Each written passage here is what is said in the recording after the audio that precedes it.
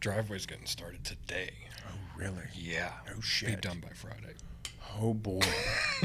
Oh, boy. Yeah. Move me the fuck up. Yeah. Can't do some work still. Or I can't do some work. I was like, you need anything? He's like, nope, I'm bringing equipment in. He's like, I'm going to start the grading, and A little bit of a nightmare, but he's like, you'll have a finished driveway by end of the week. yeah, he needed to work in the boonies. Yes. Yeah, right. Nobody's saying shit out there. You know you noticed the garage that you wanted to look at on 66? Yeah. All the trucks there this morning? Yeah. Everyone's back. Everyone's back to work. You know what I'm gonna say? I'm gonna say a couple fucked up things. They're not fucked up. I'm tired of it. Yeah. I've been quiet for so long,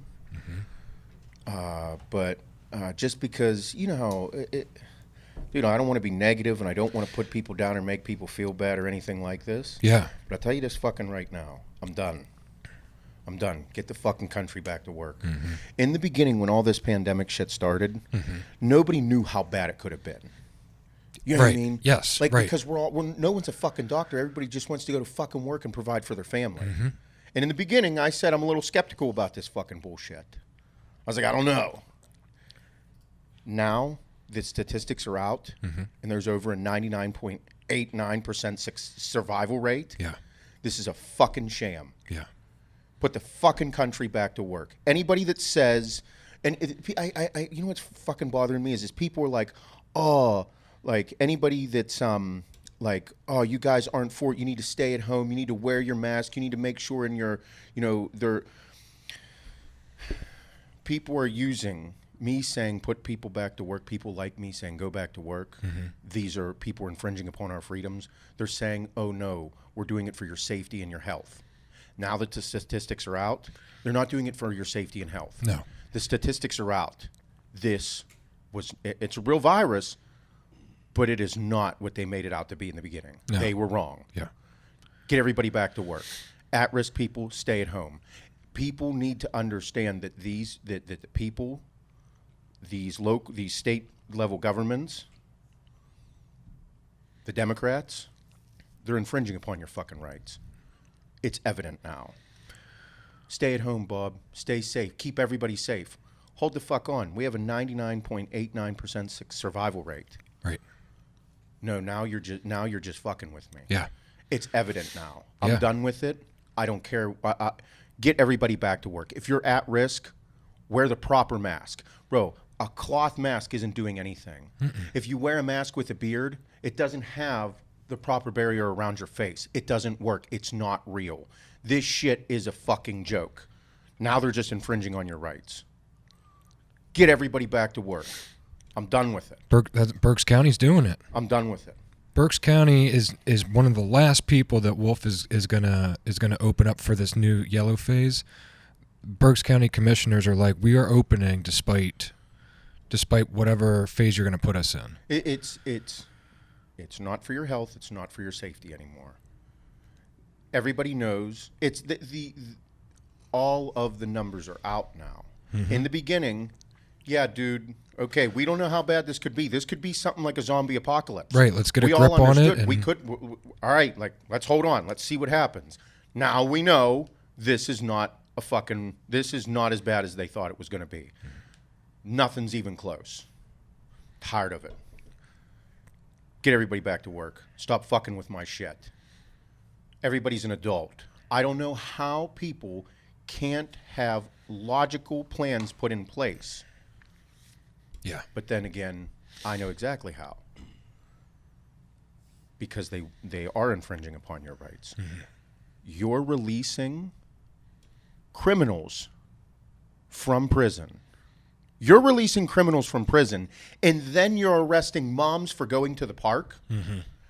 You're arresting regular people, and you're saying all the people that are driving around in some other states like California. There was one of the chief of police from San Jose.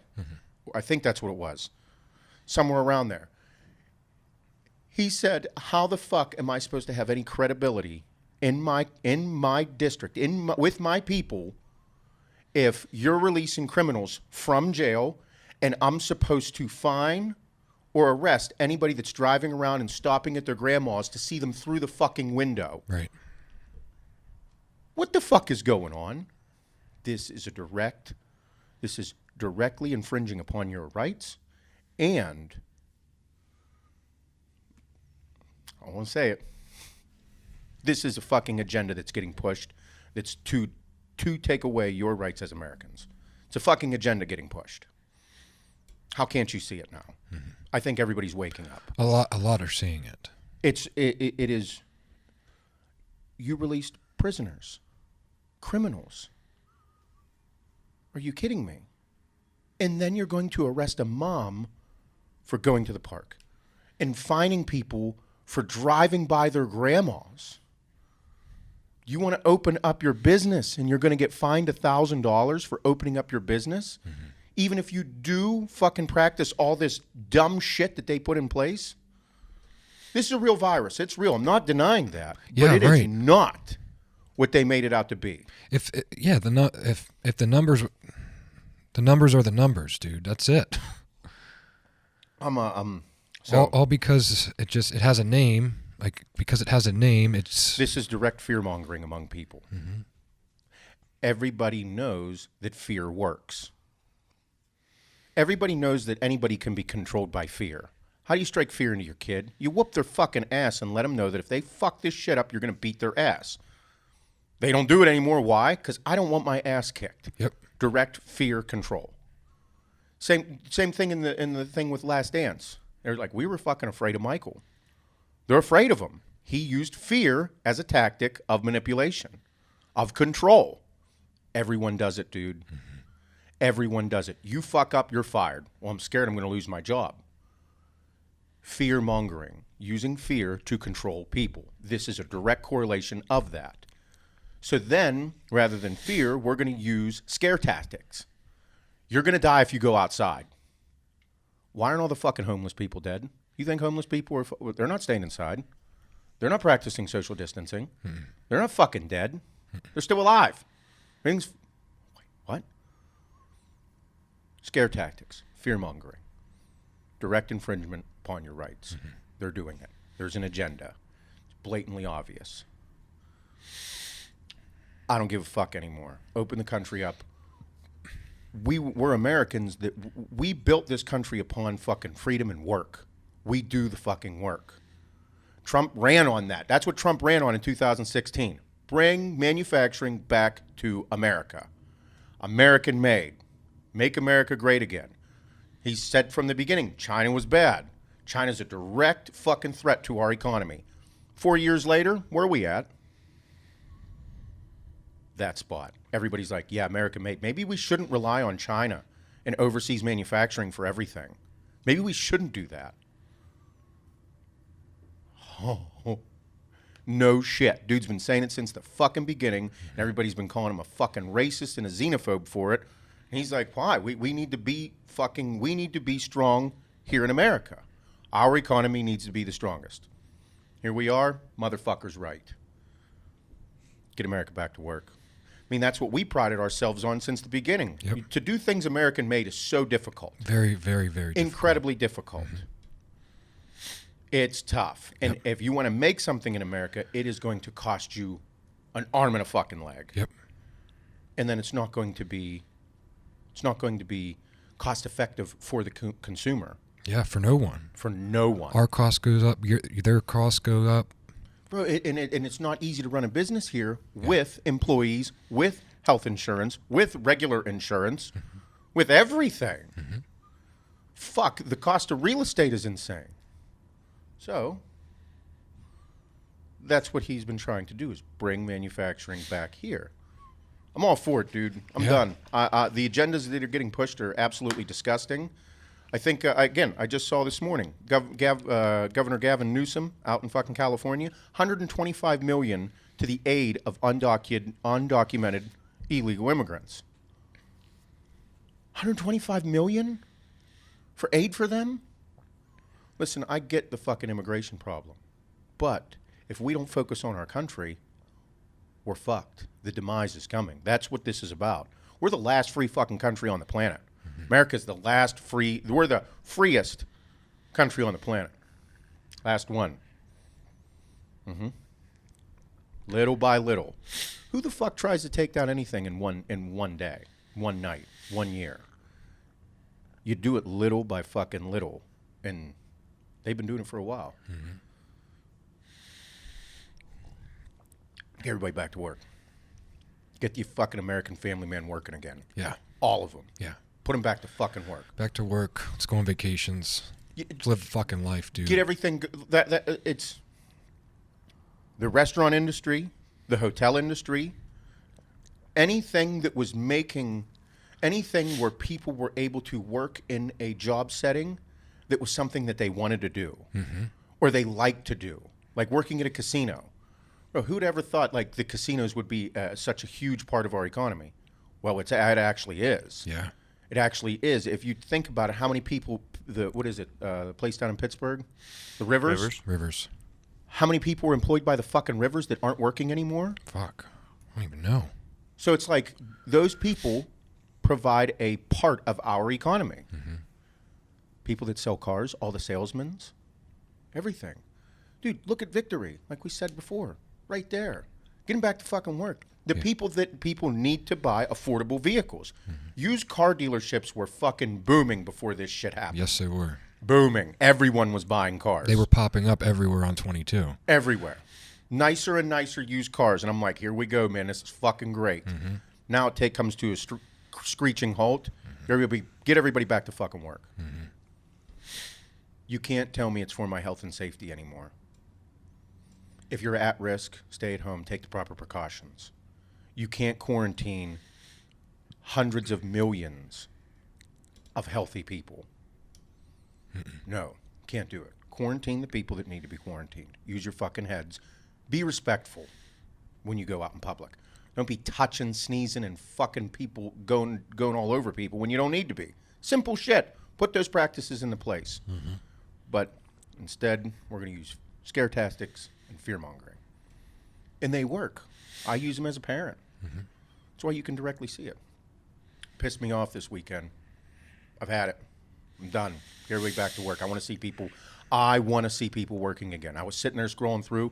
I just saw people fucking doing outdoor work at their house, spending time with their family, going to work, being excited about it. I'm like, go, let's fucking go. Well, I got so frustrated after we all got together, on Saturday. And I'm like, fuck, dude. Like this little, simple being together, like, it just doesn't exist right now. Yes. It's ridiculous. It's ridiculous, yes. Because those things are what make people happy and what keep families growing and keep... mental stability. Yeah. It's what nobody's sick. You lie, everybody, they lied about what this was. They lied about the fucking numbers. They lied about everything. They the CDC put practices into place that medical professionals, highly trained medical professionals, were questioning. They're like, this doesn't make fucking sense. Oh, it was planned. These things were put in place for a reason, and the reason turns out not positive. You mean to tell me that a hospital gets $39,000 to fucking put someone on a ventilator? Hospital got $39,000 to put somebody on a fucking ventilator? You don't think there's going to be places that are just shoving ventilators down people's fucking throats? What was it, $19,000 or $10,000 for a COVID patient to be admitted to a hospital? Oh, those numbers aren't small. California and New York are not the same as Wyoming. They're different states, different. I saw this statistic here. One more. I'll do one more statistic here, and then this will fucking just ridiculous. Okay. Just an observation. Democratic-controlled states, New Jersey, New York, Massachusetts, PA, California, Michigan, Illinois, Louisiana, Connecticut, and Maryland. Population of those population, 104.8 million people. COVID deaths, 44,924. Okay, for all those states. Republican-controlled states, Texas, Florida, Ohio, Arizona, Tennessee, Indiana, Missouri, South Carolina, Alabama, Oklahoma. Population 103.1 million people. So pretty close. COVID deaths, 4,610. So wait a minute. Very closely related population numbers to those states, and it had an increase of legitimate 10 times the amount of deaths in those cities or in those states. Pretty fucking crazy numbers, right? Mm-hmm. A little astronomical. Now, I'm not saying that, yeah, I am. I'm saying it. It's too many things. It's too many things. There's an agenda getting pushed. Mm-hmm. It's hard. It's hard to watch because I sit here every day in my life. I sit and say, we need togetherness as a community, as a state, as a country. We need togetherness. We need to be united. We need to be that way. And here it is. It's blatantly obvious. Mm-hmm. There's an agenda.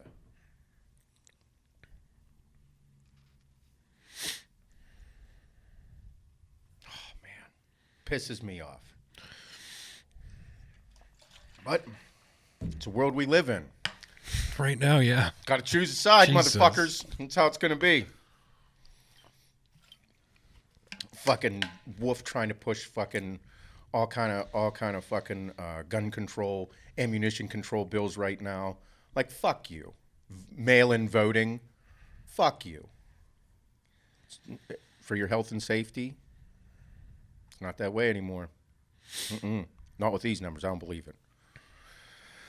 Probably got pissed. I'm fucking. But I just want to see everybody back to work. Everybody's back. Get everybody fucking rolling. Get everybody rolling. I'm ready. Bro, other states are rolling. They're good. Yes. They're good. We're in Pennsylvania. That's the issue. Pennsylvania's a bag of dicks. Yeah, it is. If there was ever something that made me legitimately look into what it takes to be in politics, it's something like this. Mm-hmm. What am I going to do 15 years from now? I don't fucking know. I might go run for office. Governor Seth. It would be Governor Feroce. Listen, Seth Feroce. Yeah. On here I speak freely. I don't have a controlled fucking I just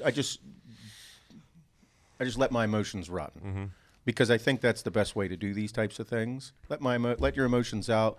Let people hear you from your heart, how you feel, and you see, and everybody knows that my mind kind of, it's a scatterbrain at times. But whenever I have a clear, concise thought process, goal, and I actually put a plan into place, like I'm pretty successful with everything that I do.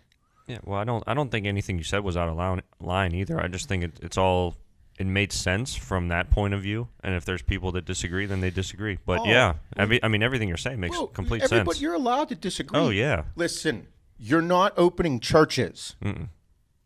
I don't care if you're fucking Christian, Muslim, Buddhist. I don't give a fuck what you are. You close down places to pray. But you're allowed to have Walmart, Home Depot. All these stores are open, but you're not letting people practice their religion. Like I said, I don't care what fucking religion you are, you should have the right to congregate and pray together. Get the fuck out of here. It's a direct infringement upon your rights as Americans. I don't care what you are, you should be able to go to the church, practice whatever fucking social distancing or whatever the fuck you guys want to put in place as a group. But you should be able to gather. The fact that people are calling the cops on people, are you fucking kidding me? But I can go stand in the grocery store next to somebody with my fucking bullshit mask on to buy groceries? No, this is not right. You're infringing upon people's rights. They should be allowed to practice their religion. That one I feel very strongly about. This is, and if people can disagree with me all they want with everything, but this is how I feel. It's how I feel, and if you don't feel the same way, that's perfectly fine. It doesn't mean we can't be friends. It just means that we feel differently. Mm-hmm. But at the end of the day, all these things, they're direct infringement upon people's rights. Like, people, there's people, they're like, the religion thing, the race thing, the gender thing. Fuck all of that shit. As human beings, as Americans, we are a free fucking people. So it's important. Mm-hmm. Yep. You can have 100 people in fucking Walmart. Well, you can't have an outdoor service, a huge parking lot right up the road at that fucking Yeah, church? so what a cashier can see 200 people in a day, but a hairstylist can't see 6 Fuck off. to 8. Fuck off. In the beginning, I was like, hey, dude, this might be really bad. I might have to eat my words because millions of people might die from this. No, the numbers are out. It's not that. It's not. It's not. It's not. The safest place to be if you get the fucking coronavirus is at home. Don't go to the fucking hospital. If a hospital gets $40,000 for fucking putting a ventilator on you, I'm going to say they're probably going to fucking do it. There's people all over the internet saying all these things. So, I mean, I could be wrong. I could be a fucking asshole, but call me that then. Numbers don't show it for me.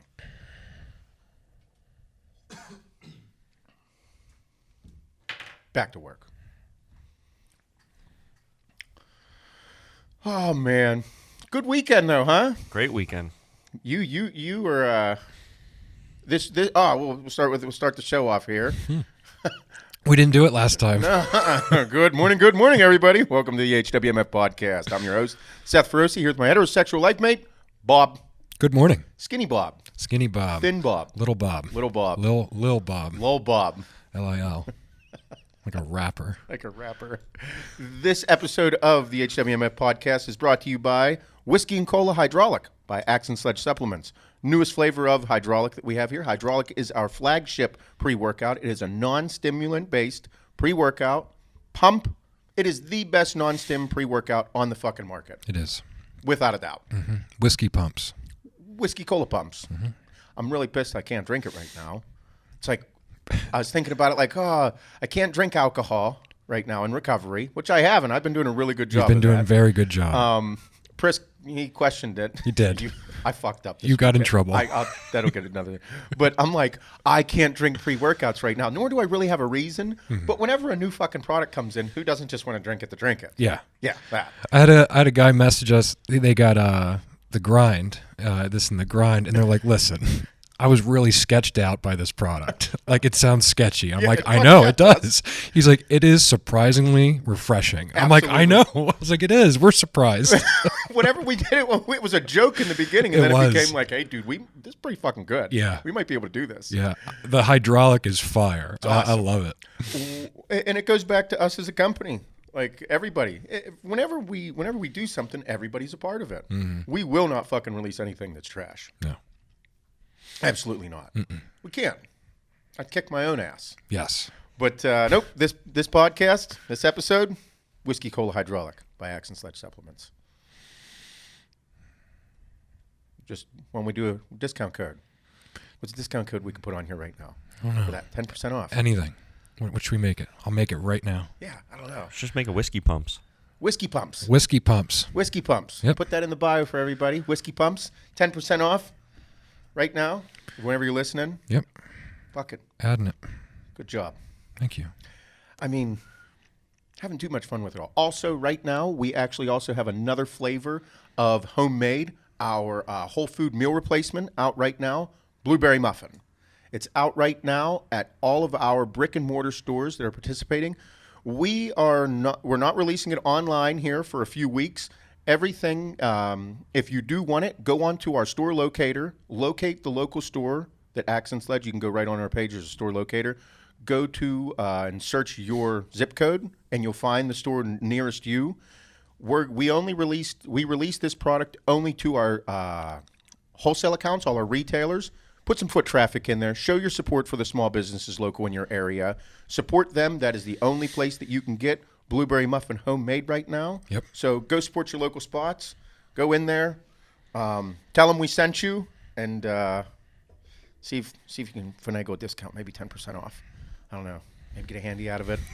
Maybe give them a handy. Just be like, I Just heard support I your either. local place. Just be like, I heard either get a discount or a hand job. You know, Yeah. What are we doing today? Give them a fucking ultimatum. If you get the handy, tell us about it. Tell Is it him, good? Tell him Seth sent you. Seth told me I either get 10% off or a hand job right now. Which one's it going to be? They'll be like, he definitely fucking said that. So make sure that you go support your local stores. We released that just for them so that they'd have it. And that's the only place you can get blueberry homemade. Good way to kick everything off for them. It is my favorite flavor of homemade. It is delicious. My favorite flavor. Yeah. I like it. I've had it every morning since I've had it at home. It's my shake in the morning. Yeah. I only do one scoop because, I'm trying to be thin. Mm-hmm. I hear you. Fuck, it's disgusting. Adeline made fun of me last night. She's like, I put on a silky. Yeah. Like after your I got all nightshirt. cleaned up, my nightshirt. Yeah. And it's a 2XL. Yeah. And I used to fill it out. Like I filled out the arms and like it was a little tight on me, And it was an oversized 2XL. Yeah. I put it on last night. I walked out. I'm like, fuck, dude, it's like hanging off my arms. It's like hanging off me. Yeah. And she looked and she's like, you're going to get bigger again one day, right? And I'm like, yes, Adeline. She's like, I don't like how you look. And I'm like, oh. That was such Literally the worst thing that could be said right now. Fucking painful. The way she looked and what she said, I was like, my God. I'm gonna have to have a talk with her. Oh, it was fucking rough. This is not good. As your manager, this is not good. And Hannah's like, it's okay. He's okay right now. Like, because she knew it was gonna fuck with me. Yeah. But no, I mean, I feel great. Otherwise, like just overall well-being. Yeah. Right now I'm on a very low dose of test. I'm not training at all. I do light cardio. I don't really break a sweat. I have perspiration. Yeah. Not sweat. It's like I'm sweating more right now than I do when I do fucking cardio. Yeah. But no, it's good. I feel good.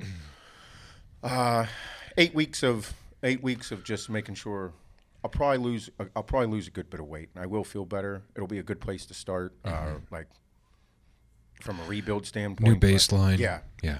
I need to do it. I think that with this happening, I kicked myself riding a fucking dirt bike. Dickhead. But then at the end of the day, I look at it and I'm like, you got to find, everything happens for a reason. And there was nothing that was going to slow me down any way, shape, or form when it came to training, when it came to just having a feeling of fucking chewing on shit. Yep. This was the only way you were going to slow me down. This was it. So I look at this as a benefit. It is a blessing. It's a very good thing that I'm making sure I'm straightened out. Yep. It makes me rethink a lot of things how they are. Like it's easy to get tied up in your head. Yes. It's easy to get caught up in shit. Whenever you're thick into something and not thinking selfishly, but thinking selfishly in a way. Like not really looking around and seeing what her being fucking super fucking pregnant and then taking care of my ass for 4 fucking days straight of me being fucked up on painkillers her taking care of me, doing everything in the house, how clean everything is, how wonderful everything is, and I'm like, okay. It's not that I ever take advantage or take for granted these things, but it just made me see a little bit clearer. Yeah. So I think, and me just having to slow down pissed me off a little bit. Yeah. Frustrate the fuck out of me. I know. I wish it didn't have to be this way, but I'm glad you slowed down. Yeah, it's a good thing. Yeah. There is good in it, and I can't. I got way too much good shit in my life to get all fucking bent out of shape. Yep. Now I know exactly what a fucking torn muscle feels like. Yeah. I know exactly what it's Now like. you know. I'm going through the recovery. Can advise people now. And Yep. By the way, a lot of people tear shit. Oh, yeah. A fucking ton of people. Bro, I'm going to say there might be over 200 messages of people that have said how they tore their fucking tricep, bicep, pec. I'm going to say everything. most people have done Ton of something people. either minor or either whether they got a shoulder in fucking high school from wrestling or a fucking knee in football. Or I saw someone the little rib pop, if you're deadlifting or Oh yeah. I forget what he was. Oh, he was doing pullovers and he had a little pop. I will say now I understand that whenever you do tear something, you don't feel it. It doesn't hurt. Yeah. Whenever I did this, it didn't hurt. Didn't hurt. It just was Yeah.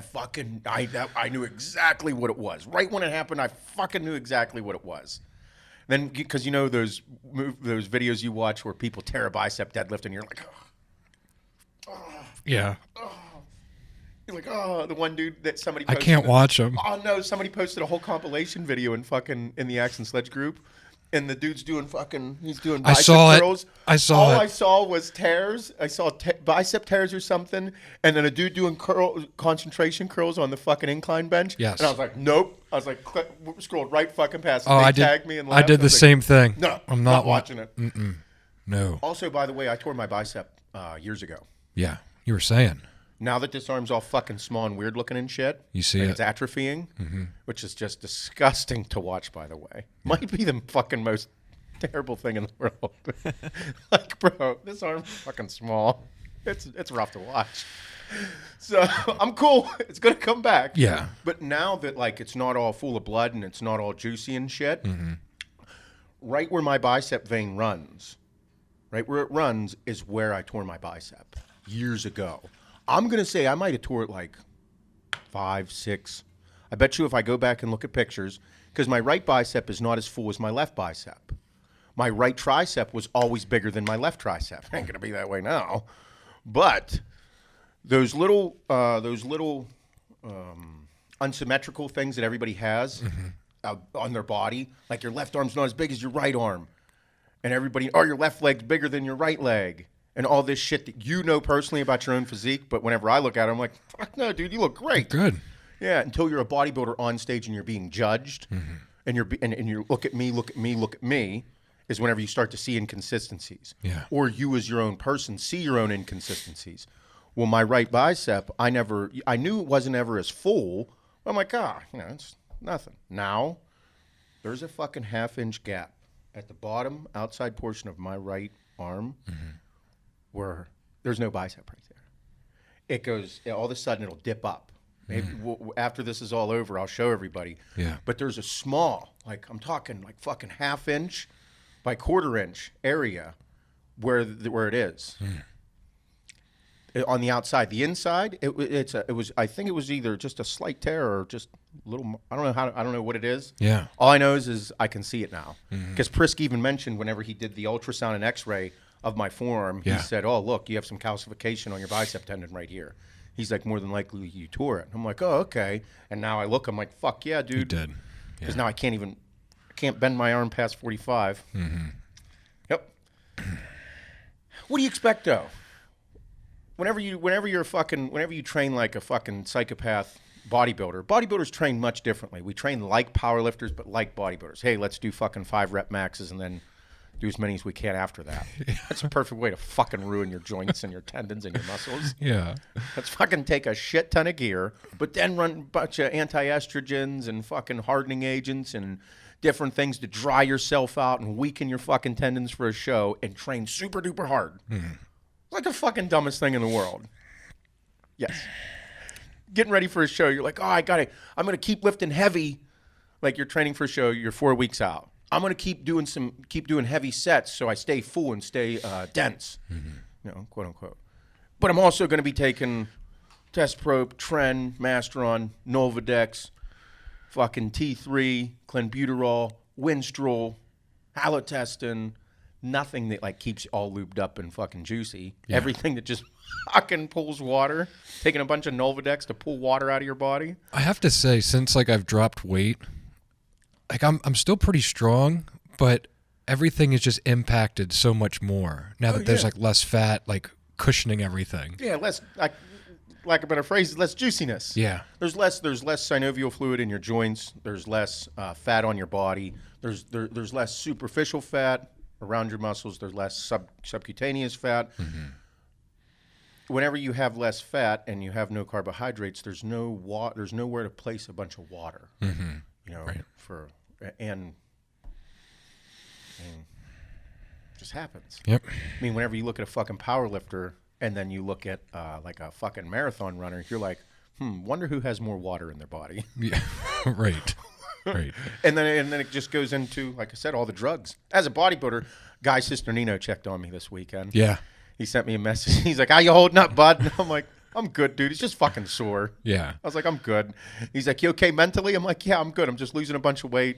I don't like it. He's like, he said he commented on the one thing on the one post, and guys like, yeah, I do dumb shit in my own yard in my free time all the time. And then apparently a fan was like, yeah, but did you do this? Did you do that?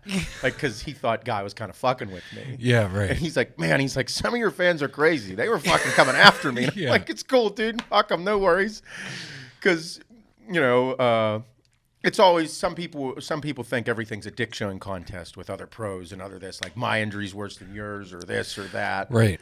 And but then I was like, whenever we were shooting shit for a second, I was like, bodybuilders are legitimately like the most ambitious, intelligent dumbasses on the fucking planet. Bodybuilders are for sure that way. Yeah. We are, crazy fucking ambitious, like intense and determined. Mm-hmm. Very intelligent. Like you have to know a good bit about anatomy, physiology, nutrition. Like you have to know a good bit, and you have to have a firm understanding of your body and how it operates. Mm-hmm. But then you are just dumb as fuck. A fucking dumb shit. Big you. I'm gonna go do the thing I told everyone not to do. Yep. I'm gonna go into the gym and do all this stuff. Like I know exactly what's going on. Like what's occurring with all the drugs, with the nutrition, with the training. But it's not that good of an idea to do all that. Mm-hmm. But you don't care. You're going to do it because I want to win. I don't look this way. Holy fuck. I get it, though. It's anyone that is so driven of their goal, whether that's bodybuilding or running or powerlifting or, bro, at all costs. Yes. That's the mentality. Yes. It takes the fuck over. Yes. Yep. So I was like, whenever we were talking, it came in my head. I'm like, man. We are. It's pretty much anybody that is very determined. Mm-hmm. Yeah. So it was good for him to check on me. Good to hear.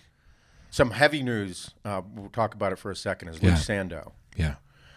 Luke Sandoe passed away last week. It was right after we finished the podcast last week when we found out that he passed away. It said that he did commit suicide. Nothing came out of how he did it exactly. But fucking, that's some heavy shit. Yeah, for sure. Very heavy. Mm-hmm. Luke had 2 kids. He's from Great Britain. Mm-hmm. He's a good dude. I knew him relatively well from a friend bodybuilding standpoint. Did podcasts together with him and Fuad. Yeah. Whenever we were up in New York, hung out with him for the afternoon when he was up there. Great ambassador for the sport. Was an overall good dude from what I knew. Yeah. Didn't know him on too much of a personal level. Knew him enough to, if I was in his city or he came here, treat him like gold. Mm-hmm. Whatever he needed, make sure, and vice versa. Yeah. But it was heavy. There's a tribute foundation for him for his kids to make sure that he did make a good bit of money from bodybuilding. But it was crazy because there was people that were all jerked off. I will say this about it. Any bodybuilder that passes away, there's always going to be people that talk shit. I won't ever talk shit on a dead man. You can't do it. Do I agree with committing suicide? Absolutely not. I don't. But at the same time, I have a pretty good fucking life. Mm-hmm. Whenever someone does something like that, I believe that they're dealing with demons inside of them that are so heavy that you can't say anything because you don't know what occurred in that person's life. Yeah. You know what I mean? Mm-hmm. Whenever it comes to doing something like that, that means that there was something weighing on them so hard and heavy every single day, every single second, that they had a hard time controlling it. Mm-hmm. You never know what somebody else went through. You could just be there for them. And whenever things like this occur and people have negative things to say, it's like, bro, you didn't live that person's life. The worst things that I can think of are people like I equate to abuse, sexual abuse as a child, things that you don't really have any idea unless you've been through it on how to cope with it or how to deal with it. Mm-hmm. Because when you hear about people that were abused as children or people that were in foster care and just mentally abused and beaten down their entire life as a child, bro, you hear about people in the success stories about, yeah, he did it and he made it. You don't know what that person lives through every day. Mm-hmm. And that's just one person that made it that was successful from that. Of the fucking millions of people that live through shit situations like that. Yeah. You never know what somebody's going through mentally. So whenever this happens and people talk shit, I'm like, listen, dude, just fuck off. Yeah. Sorry. Whether you agree with it or not. Again, you can disagree with certain things in life. You're allowed, but have some fucking respect. Yes. And it's tough, but yeah. There was a podcast. I didn't watch it, but a couple people messaged me and told that Fuad, his friend, Squat Like Chow, that's his Instagram name. They did a podcast together, and his friend Ben, which is Squat Like Chow, said that I'm paraphrasing from what I heard from somebody, but they said Luke he wasn't as jovial and happy as he seemed on the podcast and in public all the time. He said he had a lot of fucking demons every day. Didn't like to talk about his personal problems. Yeah. Didn't like to talk about like the things in his head. And I'll make this statement for everybody. If you do have some shit going on in your head, go get help. Yeah. Talk to people. Mm-hmm. And if you are somebody that someone opens up to, listen to them. Talk to them. Be considerate. Be open-hearted. Be open-minded. And make sure that you are that person's rock. If someone is confiding in you, if somebody has enough of a heart to confide in you with something that really bothers them, hold it just to yourself. Keep it to yourself and listen and walk them through it. Even if you don't know what to say to them with what was going on in their life, just be there for them. Just listen. Just listen, and you can even say, I really don't know how to reply to you with this, but if you need something, just give me a call. If you want to just talk again, just give me a call. They're confiding in you because they believe that you won't go tell everyone. Mm-hmm. So just be that person for them. I think it's important for me, like you and I, that's why our friendship, why we call each other heterosexual life mate, is because we were each other's therapists whenever we were going through shit for years. Yeah. We evolved together. We grew together. There's nothing that I don't think in my life I couldn't tell you. Likewise. So it's like whenever if I needed to talk to somebody that wasn't Hannah or anybody at 3 a.m., I know I could call Bob. There's only certain times that Bob doesn't answer his phone with me. One, and pretty much the only one, is sex. If Bob's fucking Kim, he's not picking up the phone. That's about the only time that you don't pick the phone up. Yeah. Legitimately. I call, Bob doesn't answer. There may have even been a few times. For sure there was, absolutely. But those are things that whenever these things occur in life, you need to make sure that anything, you need to have somebody. Yes. And if you don't feel that, sometimes it's good to talk to a stranger. That's how I built my relationship with Dave Murray. Yeah. It was Dave and I had, like, there were things that I told Dave at the gym whenever I was going through my divorce and going through all that crazy shit that but it was just good for somebody else, like a stranger almost. Yeah. Dave and I didn't call each other every day. We didn't text. Whenever we saw each other at the gym, we'd shoot the shit together. Mm-hmm. We just speak freely with each other. And it was like something good. It was like that thing to just talk to somebody about. And I just knew that he wasn't saying nothing to nobody. Mm-hmm. Anything that he said to me. And I think that if you need a therapist or you need to talk to somebody and you do need to confide in somebody, even if you got to talk to him a little bit, be like, hey, I just need to talk to somebody. Yeah. Do that. It's very important. It is. And I think that I'll go ahead and say this. I don't know what was going on, but I think that he even said in one of his podcasts, I remember I watched it, he said that he did have a therapist and he did talk to somebody. It was weird how it was. I think it was one of the latest podcasts. Mm-hmm. And he mentioned that he wasn't able to see his therapist during this time because of what was going on. Right. It's like, man, some heavy shit, dude. Yeah. You never know. And I'll say this. Bro, if anybody ever has suicidal thoughts, bro, do not do it. Mm-hmm. Just fucking call somebody up, talk to somebody about it, anything but that. Yep. But yeah, some people have there's people that have things in their life that I don't know. It's tough. It's every walk of life. I mean, every few weeks, every few months, I got to be reeled back into reality.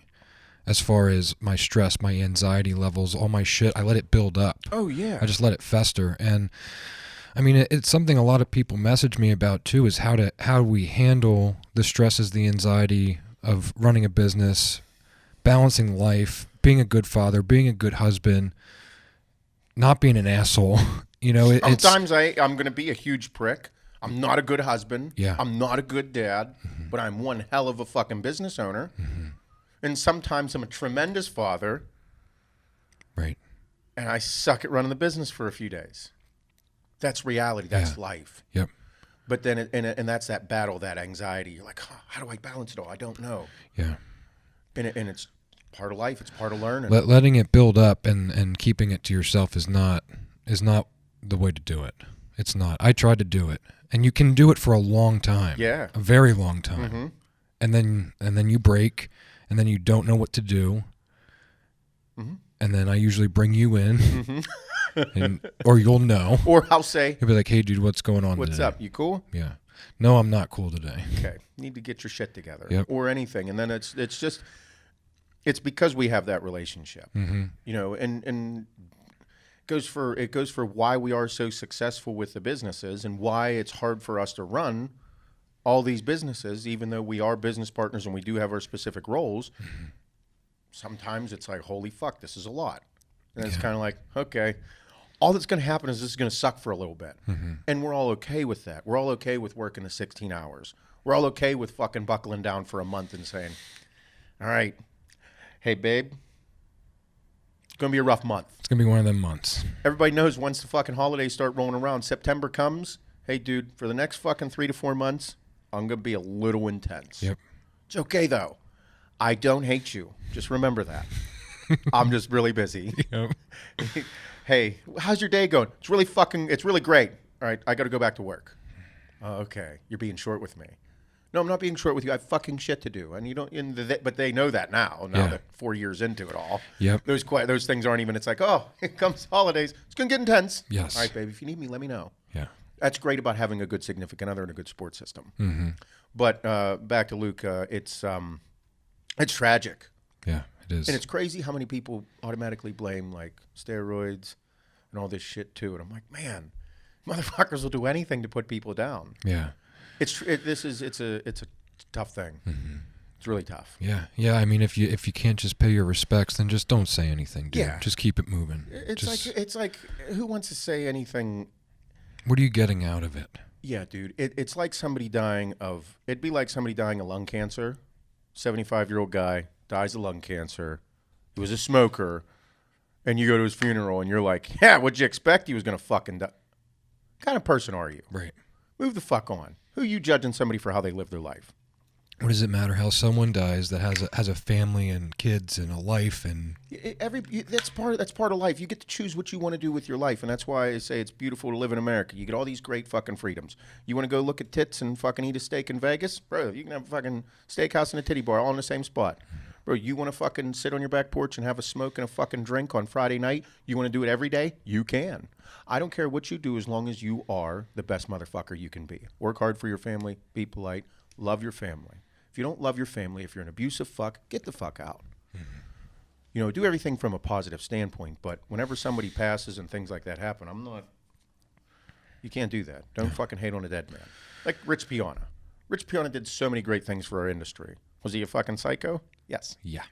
Was he crazy? Yes. Was he out of his mind? Yes. Do I agree with everything he ever did? No. Do I think Rich is a fucking tremendous person? Yeah, I do actually. Because of what he did for people in the sport. You hear how people speak about him. You hear about the influence that he had on people with just one fucking meeting. Mm-hmm.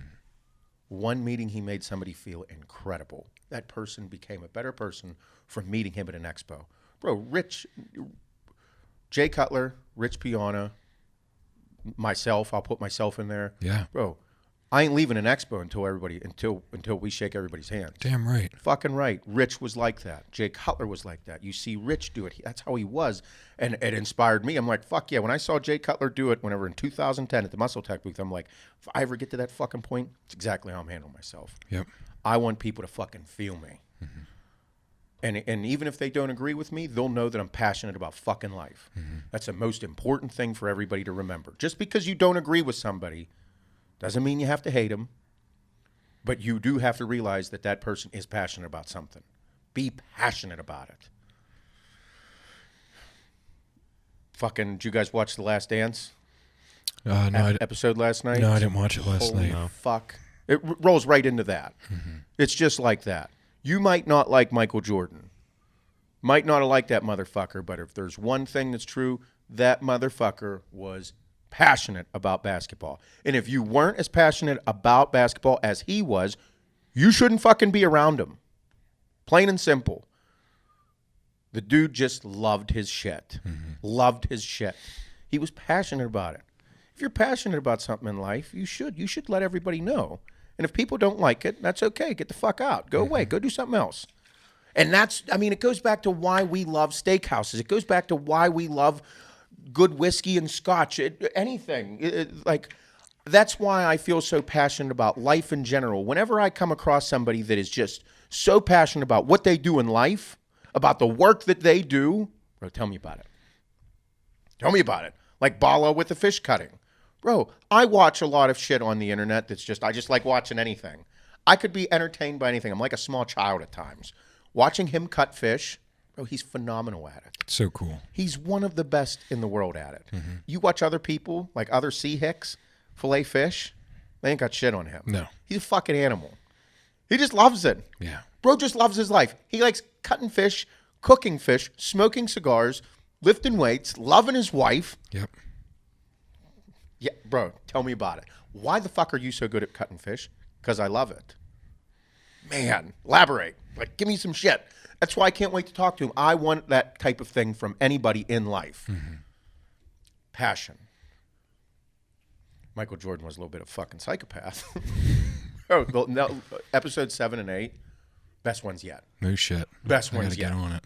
Best ones yet for sure. 7, just the way he was, and just how he described his the passion, like the type of person he was. Mm-hmm. He was a fucking animal. Yeah. Bro, you didn't like him. I forgot it was on. Bro, he fucking just pushed people for greatness, and he did a good job of explaining it. I'm loosely, terribly paraphrasing right now, but like people didn't like him because of how competitive he was. Mm-hmm. Bro, he rode the fuck out of people. And then like you realize that, me with my foul mouth and how I am, bro, that's how everybody is. It's how he called everybody, he was calling he'd just say something and end it with ho, like to be insulting. Mm-hmm. Or called everybody called him a bitch, motherfucker, like just being like, come on, motherfucker, let's go. Don't be a little bitch about it. Like he was doing that, but that was his way of driving these people to be better. Mm-hmm. Because they needed that. If you want to be fucking great and win championships, you can't be like, hey, you should make that layup next time. No, I'm going to insult you and drive you into the ground so that you get so pissed that you come out of your shell and the fucking that badass comes out. Mm-hmm. He did it with that Scott Burrell. He rode the fuck out of this guy. Episode 7, rode the fuck out of this guy. One of the games in the playoffs, just fucking murders it. Yeah. Dude comes out of his shell and just fucking kills the game. I'm like, he pushed people for greatness. Mm-hmm. Was incredible. But, and in there it said, like, he's like, I did it because I wanted to win, but I also love my teammates. He wanted them to feel the feeling of winning championships. And then they had this whole montage of how excited everybody was when they won championships. Right after the whole episode was just fucking intensity of him just fucking hammering on people. And then it's like, yeah, dude, you're not going to achieve these greatness. You're not going to achieve greatness by always being. You're looking good today. No. Yeah. You have to be intense. And it was awesome. He loved it, bro. I'm a huge Michael Jordan fan. I got to get back on him. Bro, I watch him. It was awesome. One of the coolest It's the coolest thing I've watched in a long time. Nice. Episode 7 and 8 were the best in my opinion so far. Probably 9 and 10 will be my favorite next weekend when it comes on. Was it 10 part, right? Yep, 10 parts, 5 weeks. Cool. Yeah, awesome. Yeah, I laid low. I didn't really watch. We watched Marvel movies again all weekend. Really? Yeah. We're deep. We're actually like we're in like the last third. Yeah. Of like all of them. Yeah. We just finished what did we watch last night? Spider-Man Homecoming. Mm-hmm. And then I forget what's next. But we ran through like 4 or 5 movies this weekend. Did you find like a one that you were like didn't expect to be very good and you actually liked it a lot? Well, I've seen them all before. Mm-hmm. I don't like Ant-Man. No. He's hard to like, but he's very important. Oh, you know what I also had a problem with? I have a problem with like when there's like animosity amongst the Avengers. Like some of the I think what is it, Civil War, when they're like all kind of against each other. You don't like that. I just don't like the plot. I want everyone to get along, and it's like, why are you fighting yourselves? There's all Why this you doing evil out this? there. So that's what I did. I Yep. didn't cheat this weekend Nope. on food. No cheat meal, huh? No, it was rough. That sucks. I thought about it all weekend. I bet. Yep. Yeah. I laid low yesterday. We had a nice family day. I didn't really go on my phone much. I stayed off of it. It was a nice day. Once we woke up in the morning, we had a nice family day. It was really nice. We went to Eddie V's and got steaks, mac and cheese, crab fried rice, and Caesar salads. Yeah. Killer steaks from Eddie V's. And so we picked that up for Mother's Day because Hannah's like, can we get it? And I'm like, yep. Yes, we can. I was like, let's fucking order it. We ordered it on Saturday. Yeah. Saturday afternoon, and then picked it up Sunday at like 1 o'clock. Yeah. Went down there, and they knew exactly who I was, by the way. Yeah. And so we went and got everything. When we went down there, I was like, the guy's like, hey, how you doing? Da, da, da. I was like, yeah, we're really excited. I'd like to just go inside and eat. And he's like, I would love to serve you guys. He's like, I would love to open the doors back up. It was their assistant manager. Yeah. And I was like, so when can I come back in here and like go inside and eat food? And he's like, we're hoping for mid-June. I'm like, mid-June? Fuck me. And he's like, yeah, I know. He's like, we took out half the tables as well. I was like, so there's going to be half the fucking tables in there? He's like, yeah. I'm like, why not just like put all the tables in there and just go back to fucking normal? Yeah. He's like, I'd like to. He's like, got to see because they're in the city and they're going to be under scrutiny. Yeah. Especially being a restaurant. Yes. Yeah. And being a big time restaurant, fucking being downtown Pittsburgh, all that shit. And I was like, so like, it's going to be hard to get a table. And he's like, yeah, we're definitely not doing any fucking walk-ins. I was like, man, when do I have to call to schedule a table? And he's like, trust me. He's like, all of our regulars will be notified. I'm like, oh man, so I'm going to feel special. And he's like, yeah, don't worry. I'll wait for the text message. So it's like, I'm going to be waiting. He's like, we're going to let all our servers to tell all of our regulars. Yeah. And he's like, we're going to send out messages and emails and all this. And I'm like, fucking A. Thank God. Yeah. How, when you unwrapped the steaks, did you smell it? Bro. Like you smelled it raw, right? I've never seen the Eddie V steaks raw. Yeah. Obviously, they come to my table cooked. Mm-hmm. Bro, those fucking pieces of meat were exquisite. Didn't you smell the taste just by like I'm like, holy fuck, it's not just how they cook it, it's the meat. It's so the fucking meat, good. It's the seasoning. They sent the seasoning home, like the salt and pepper seasoning. Yeah. With it. You didn't get that? No. Oh, yeah. Is it dry? Like, yeah, it's the salt, pepper. It's the whole concoction they do on the steaks. bro, we didn't get that. Yeah. Yeah. Oh, I'm going back. I bought, we got a bone-in ribeye, bone-in New York strip, and then 2 fillets. Yeah. That was the first time I've eaten red meat in 12 days. Yeah. Something like that. Uh-huh. Yeah. Somewhere. Good job. Yeah. Oh, yeah. No, I'm not fucking this up, dude. Mm-hmm. I'm not fucking this up. I know you're not. My recovery, I can't fuck this shit up. Yep. So, first time I ate steaks in a while, but dude, fucking stupid good. Yeah. Hannah's like, you cool? And I'm like, I'm actually really nervous about cooking a steak right now. Bro, I was so nervous that night we did ours. Stupid fucking nervous. Yeah. Filet, they didn't have any bone-in fillets. That's what I wanted, but the fillets were stupid fucking good. Yeah. The New York strip is one of my favorite pieces of meat. Just the bone. Right around that bone. Flavor from the bone. Yeah. Dry aged, or they're wet aged steaks. Right around that bone. I gnawed on that bone. Mm-hmm. We had a really good dinner. It was nice. Yeah. Yep. Sides were good. She got her salad. Oh yeah. Yeah. Hannah finally got her fucking Caesar salad. Yeah. Adeline ate everything. I That believe kid, it. her and Emmy eat so much food, it's astronomical. Emmy eats a fucking ton of food, dude. She ate a grown man size meal. Do they eat big breakfast or no? No. They eat lighter breakfast. They eat. Emmy will have cereal, Nutella bread, or fruit, or maybe something a like shake that. or something. Yes, shake some days. Yeah. And then they'll have a good lunch, healthy lunch. Fruit is always on the menu. Mm-hmm. With everything, they always have a fruit. They eat their vegetables. But fucking dinner comes, dude. Adeline ate. She probably ate 6 ounces of a filet. She ate a whole Caesar salad. She ate 2 jumbo-sized shrimps. Uh-huh.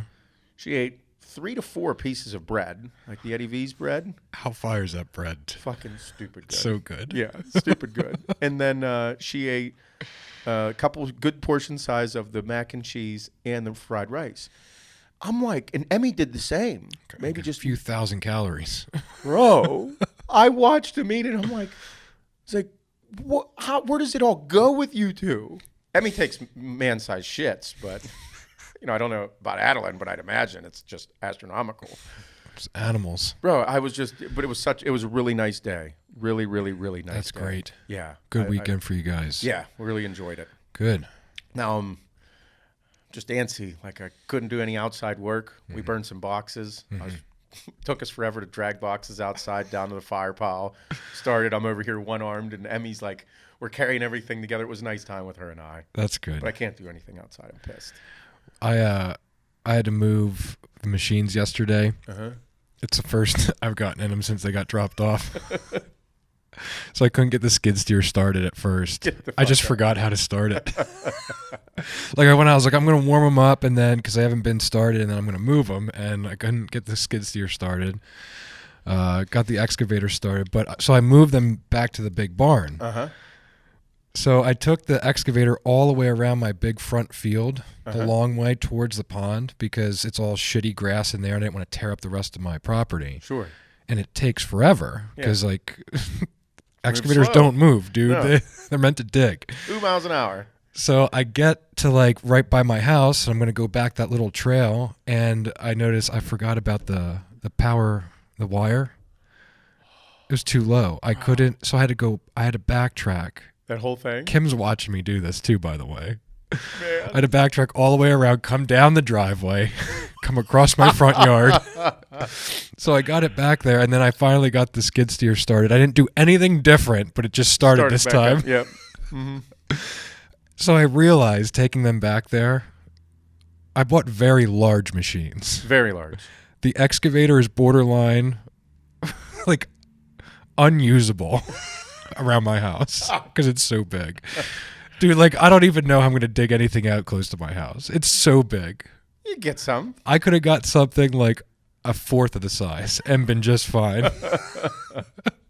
So I'm telling this to Kim, and she's like, don't tell me that. Just shut up. She's like, you did so much work to justify these. She's like, just ride with it. I'm like, all right. Yep. Fuck yeah. But hey, a lot of props to these dudes that are operating those fucking things. They are not easy. Fuck no. You're not just hopping in and like leveling land and digging out like fucking. Bro, operators are big deals. Very big deal. You operate equipment. You're fucking. It takes very, very, very big skill. I was just driving an A to B, and like it was wobbly. Like the excavator felt like it was gonna tip over. Fuck yeah, it's tough. Dude, the one dude that dug the pit. Yeah. The dudes that dug that pit in there with the equipment they were using. Bro, it looked like he was digging with his hand. He was that good with that fucking thing. It looked like he was just. I'm like, what? How's this? It looked like he's just picking things up, dragging. And you don't dig either. You don't just go. It's No. like a. You pull because you got to scrape and make sure that you're not digging into any lines. You never know if you are digging somewhere that is, you don't know what's underneath you. Yeah, you have to be super careful. That dude was, and sure enough, he ran into a fucking drain line, and I'm like, man, you've done this before. Really good at your job, bud. Yeah, I know. I'm like, good job. Kim was like, how about like instead of buying the stuff to do the job from now on, we just like pay the person to come do the job. I'm like, yeah.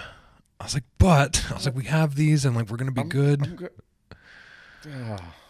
Oh no, It's good. she wasn't confident in my operating heavy machinery. Good. I'm getting there. Yeah. So, Shane, a couple things. We'll take a fucking turn here into the sports world. Yep. This weekend, you're very excited about the UFC. You get to talk. You get to talk a little bit of shit about anybody that said that Cejudo wasn't going to bulldoze Cruz. You're really excited about that. I saw. Oh yeah. But before we get into the UFC, last night, late after Hannah fell asleep, I was scrolling through Instagram. Did you see that Roger Goodell had an auction to watch a football game with him in his fan cave.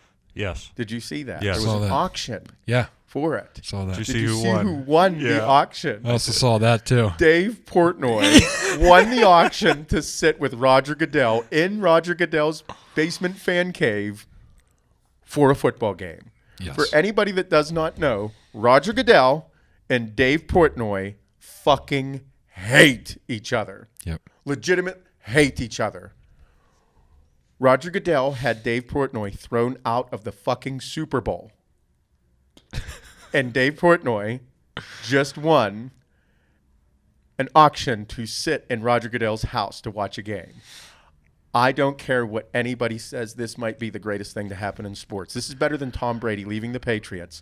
This would legitimate possibly be a fist fight in the basement. It's going to be hilarious. I think the best part about the notification is that it says like his like user ID, which is Stool Presidente. Like, dear Stool Presidente. It says that. Look in the email.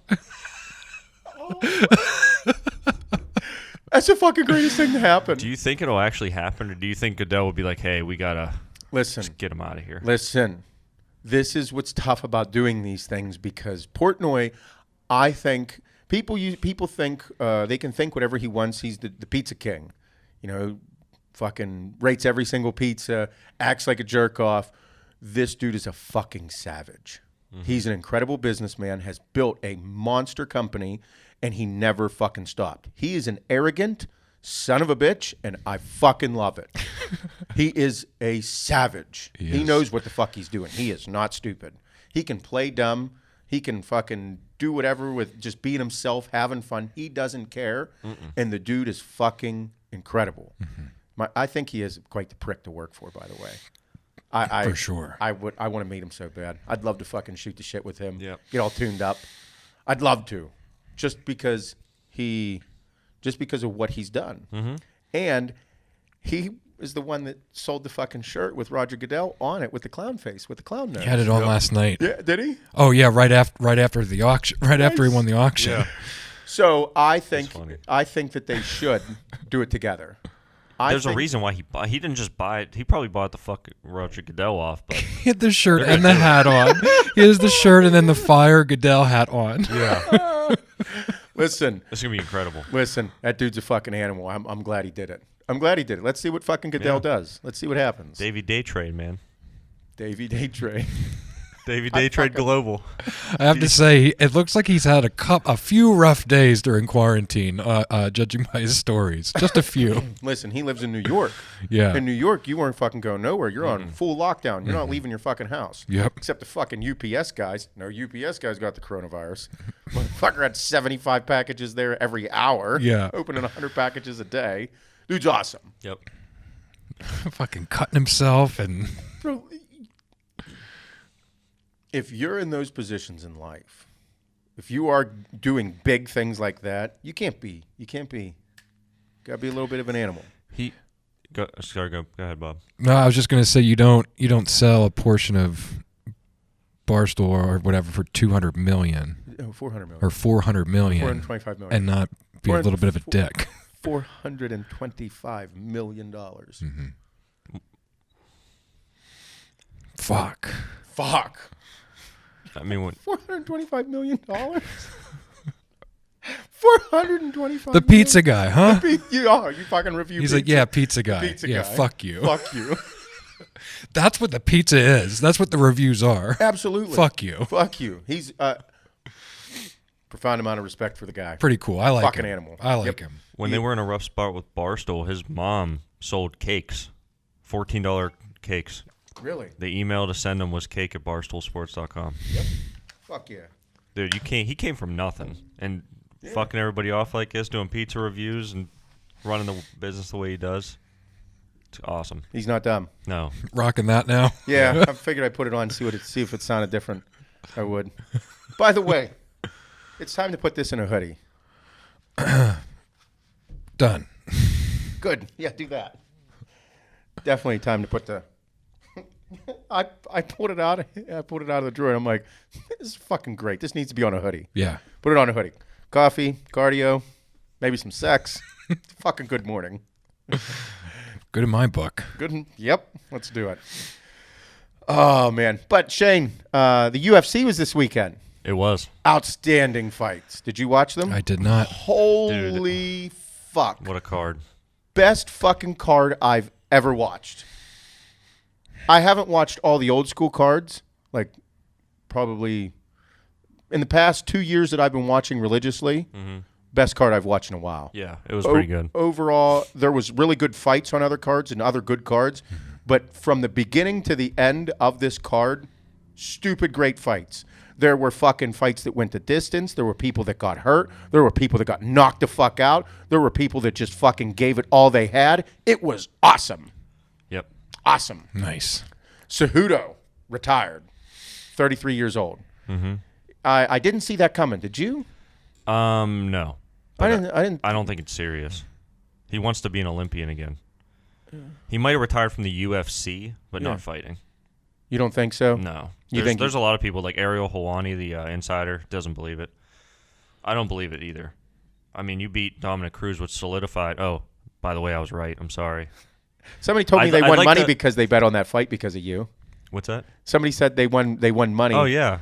Awesome. Yeah. I was 10 of 11 out of bets. Yeah, Really? I lost Gaethje and Ferguson. I bet on Tony. Bro, I didn't. What a fight. That was a great fight. Gaethje worked him. Ferguson was not ready. Listen, Tony Ferguson they call him the boogeyman. Bro, Justin Gaethje beat the fuck out of this guy. Did you see what he said?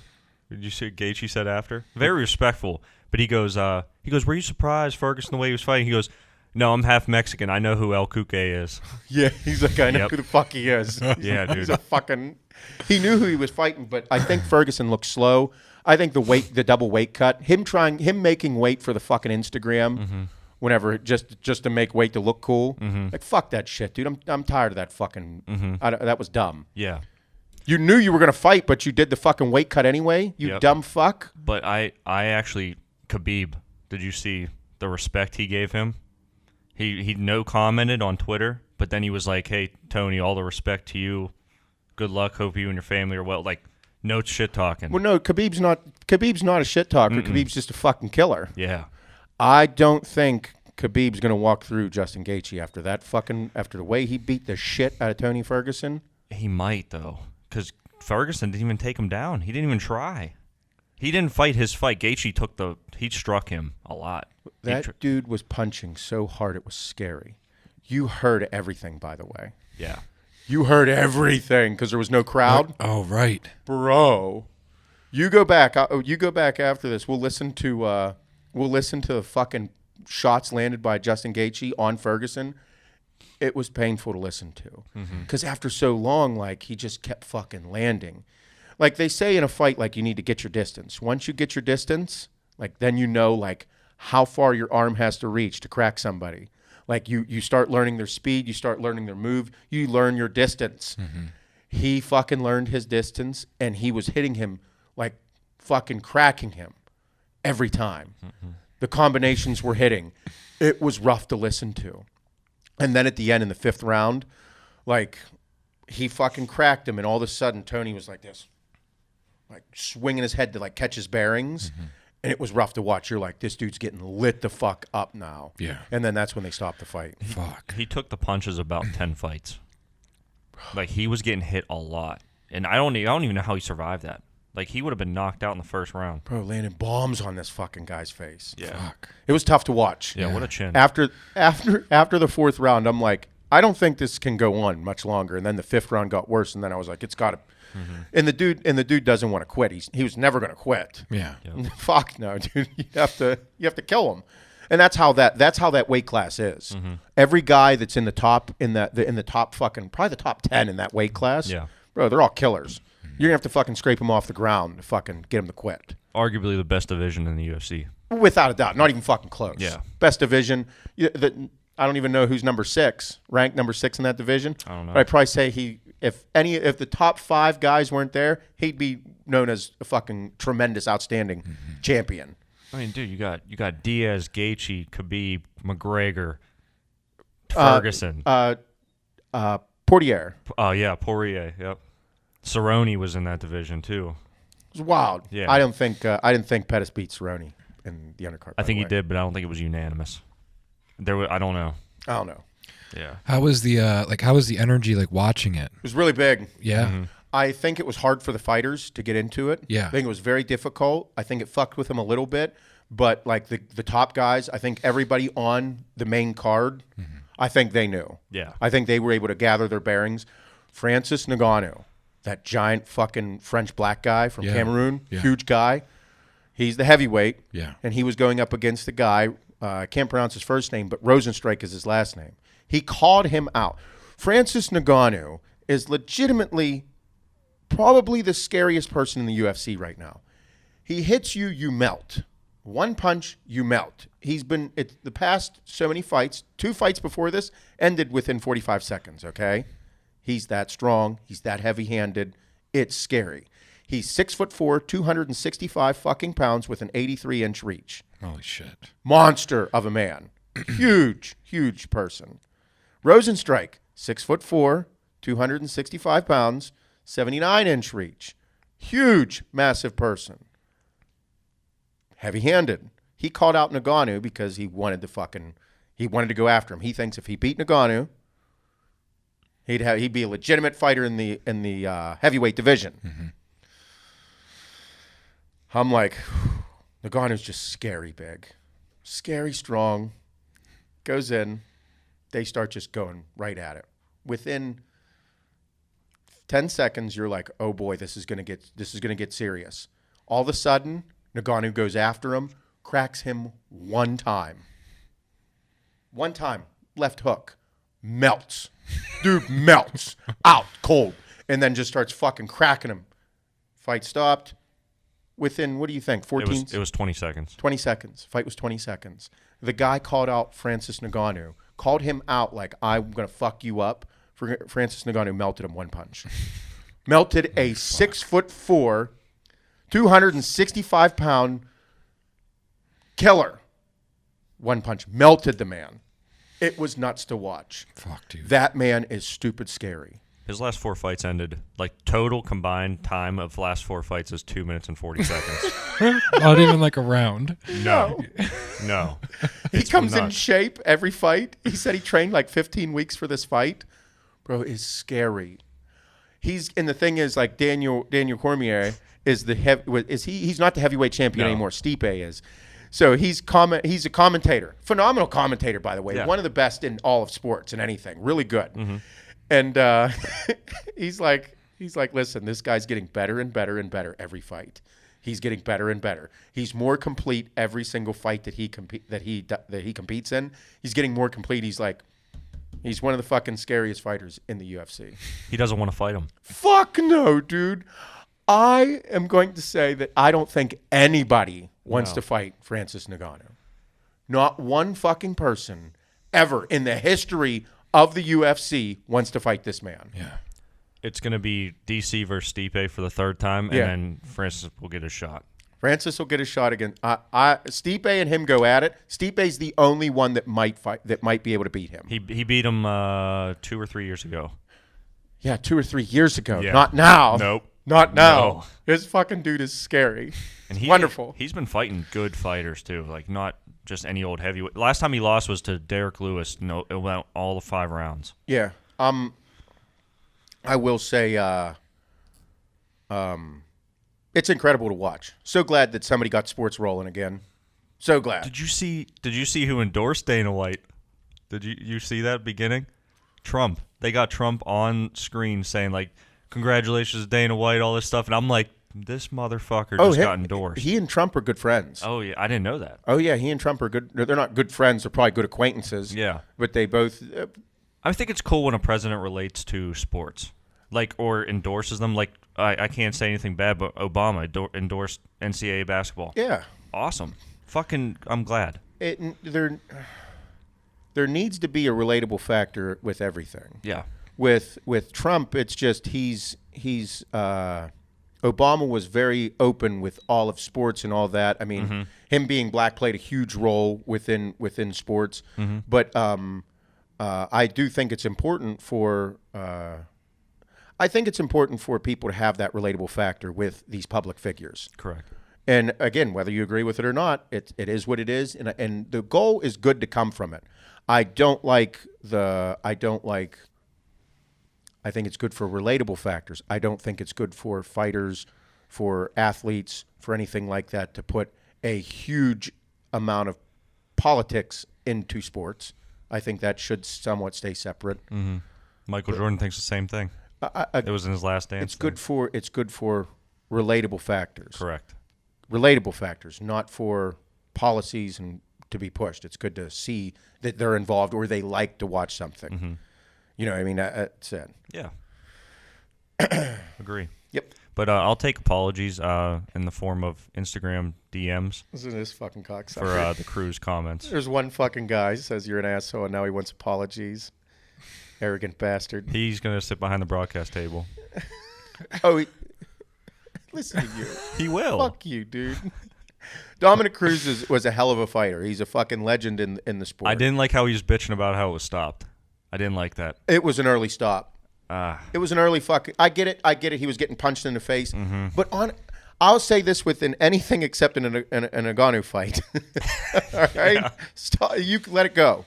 Let it go until the dude melts. Mm-hmm. Once the person melts and is not like in a title fight. Fuck it, dude. They're killers. Let them melt. Fuck that shit about we're looking out for the safety of the fighters. I don't care about the safety of the fighters. I didn't pay fucking $75 on this fight, and this dude's not fighting for fucking millions for an early stoppage because he's worried about his health. He knew exactly what he was getting himself into. That's why I believe in paying your athletes what they deserve, because they're putting their life on the line. They're putting their well-being on the line. Yeah, they know what the fuck they're doing. Mm-hmm. It's okay. Mm-hmm. Let them get punched in the face. Let them get melted. I don't care. That's why we pay, right? That's it. They know that. I think so. I think it was an early stoppage on the Dominic Cruz fight. Agree to disagree. You're wrong. I was trying to be peaceful. I'm going to be a dickhead to you. I know. Oh, I have one last thing for 249. Fuck Greg Hardy still. Oh. I didn't bet on him at all. You didn't bet on him? Fuck no. I hate him. Listen, that was it. Greg Hardy.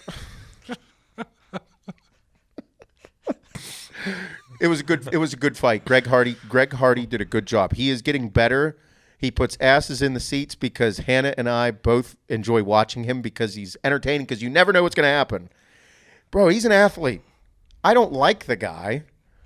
I mean, but the guy hurt his foot. Who did he fight? Jorgen De Castro. De Castro, that's his name. Mm-hmm. He was having a hell of a first round, and then all of a sudden fucking hurt his foot once he checked that. Once he checked the kick, broke his foot. Yeah. He was kicking the fuck out of Greg Hardy's leg. It was swelling up. It was freaking pink. Oh, bro. Black guy's leg turned pink. Fuck. Oh, yeah, beating the shit out of it. Yeah. And then all of a sudden, Greg Hardy checked the kick, turned his knee out. Fucking dude just clipped his toes.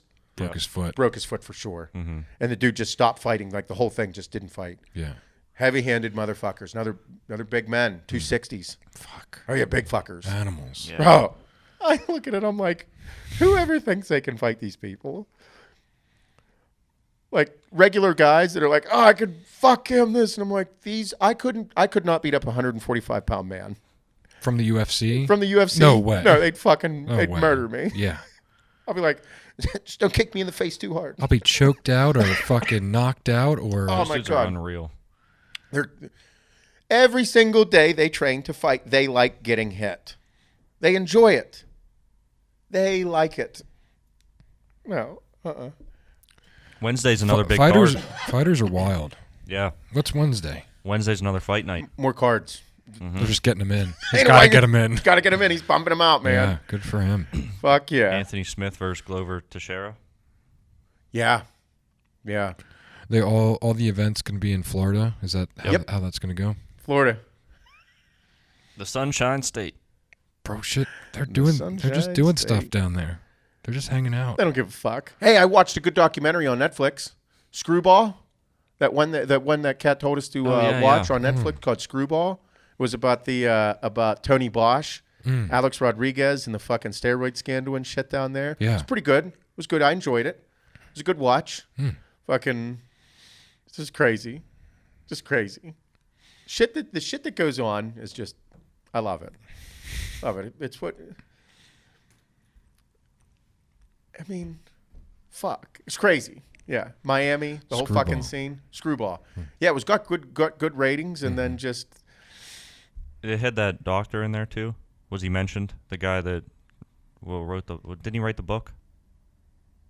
Provide everybody with steroids, what I'm talking about? I don't remember the doctor's name. Dr. Tony Bosch. He I thought it was a different guy. Oh, no. He said he was a doctor, but he wasn't not a doctor for sure. He's not. It wasn't. He has a medical degree from Belize. It's not a real medical degree. It is, but it isn't. It's not like an American medical degree. No. It's kind of like that one that like you can go down there and just go to school and like walk away with it. Yeah. So he's an unlicensed doctor. The people in there were fucking. It was good. They did a good job. I enjoyed watching it. I'll have to check it out. Yeah. Oh man. But it was a good weekend. I enjoyed it. I got some things here. Somebody asked. They said they want to. I was going through my messages, and somebody was like, they want to do some. They were like, I got a question for you guys to settle on the podcast, and it was about eating a burger. Okay. And I'm like, okay. So I just saw it, and he wanted it. He said, whenever you get a burger and fries, how do you eat the burger and fries? Do you eat the burger first or the fries first? Or how do you go about eating your burger and fries? I was like, man, that's actually not a bad debate question. Yeah. And I immediately thought of you, because Yeah. obviously you said for the podcast. And I know exactly how you do it because I've watched it and I've questioned it, to be honest. I'm not that way. I do one then the other. I'm a one then the other guy. Yeah. You are not. I am not. You are not a one. I eat the burger, then the fries. Yep. I've just done that pretty much probably when I was a kid, because kids eat some burger and some fries. Hannah eats some burger and some fries. I'm a burger, then the fries. Yeah. I am not. You are not. I do burger, fry, burger, fry, burger, fry. Until both are gone. Until the burger's gone, and then I'll finish the rest of the fries. Like, I have to end with French fries. Oh, yeah. Like, Yeah. Yeah. Yeah, I don't end with burger. That's weird. I think it's like the just the fat side of me, like the fat kid side, where like I just love carbohydrates so much. Like I love them so much that I'd rather have more of the fries than the burger. Like I'd rather have the fries and the bun and like no meat. Like I'm weird. I don't know, but yeah, I'll alternate. Yeah. Shane? I'm with you. Burger, then fries. All burger and then all fries? Yep. Yeah, that's how I am. There's someone, who is it? Someone I know that eats like will eat all the fries or eat the chips or whatever comes with the sandwich, and then they'll eat the sandwich. Oh, that's disgusting. Probably Jay. It's just so wrong. No, it's not. Jay doesn't do that. It might be. No. No? There's no way. No way. How many? We've eaten burger and fries with him way too Yeah, many and he's times. a sandwich guy. Jay is a huge sandwich guy. Yeah. He's weird enough to only eat half the sandwich because he wants to eat it again later. Yeah, He does do that. he does do that. Fuck yeah, he does. That's Jay. Yeah, he'll take the food with him for sure. Oh, Jay is half a sandwich, and then wants to have the other half later because he liked it so much. That's how. At least that's what interprets in my head. What he does. I think that's what it is. Yeah, for sure. I like it so much that I'll eat one then and order another later. I have never seen someone so disciplined with like not finishing something. Oh my god! Like even like if Kim brings in cookies or cupcakes, like it's like he'll eat half of it and leave it on his desk, and I'm like, motherfucker, I'm gonna eat that. Like How I'll are you eat just that. leaving food sit there open in the air? Yeah. How's that possible? But I mean, That's that's Jay. why I was fat and Yeah, why he's in skinny. shape. Yep. Oh yeah. Shane, you're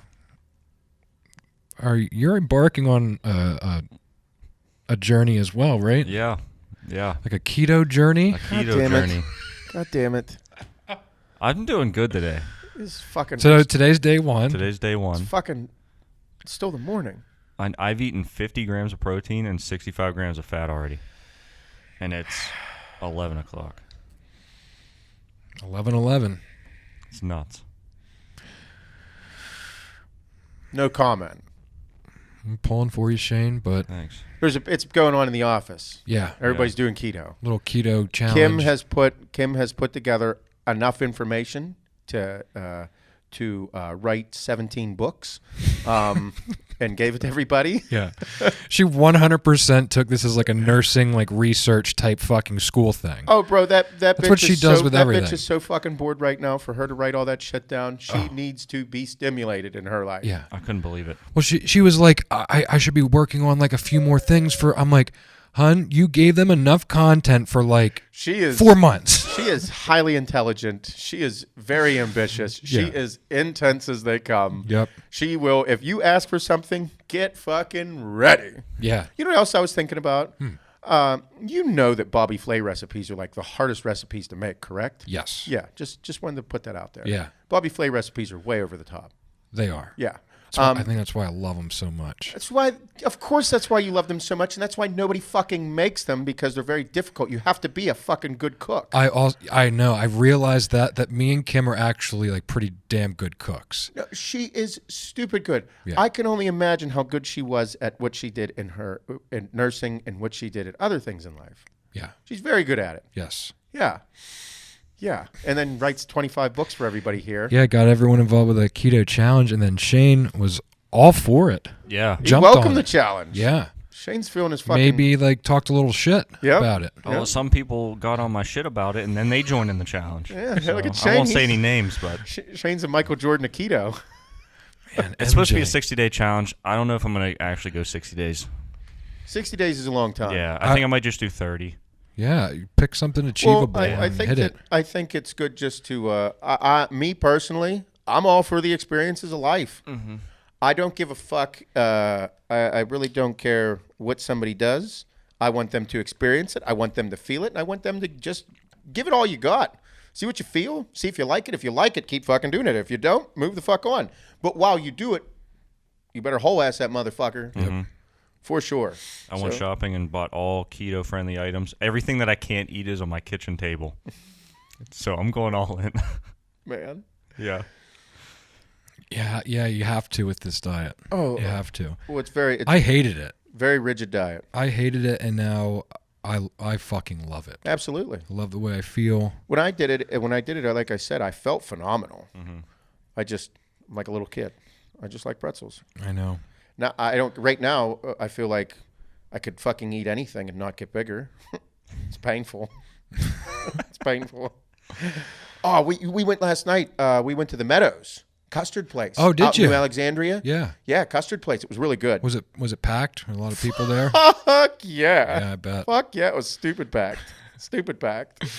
Everybody did a good job. Nobody, I mean, bro, we were there. We didn't wear our masks because we ordered it was outside. Mm-hmm. You walk up. A lot of people weren't, there was some people wearing masks, not everybody. All the workers were, but it was a friendly environment. Mm-hmm. Everybody was good. Bro, they were slinging fucking custard. Yeah. It's like Glenn's. Just fucking busy, dude. But it was really good. Yeah. The custard's crazy thick. Bro, stupid thick. I'm getting this really anxious feeling inside right now.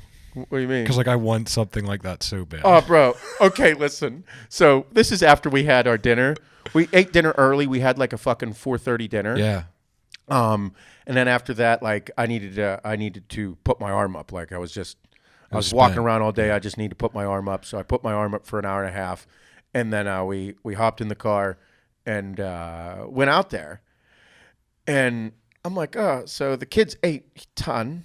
And Emmy gets a small, and Addie usually gets a medium. Yeah. Bro, the small was a medium, and the medium was a triple XL. Oh fuck. Bro, there Like- was dude, Adeline's fucking cone was this big. Holy shit. Ate the whole thing.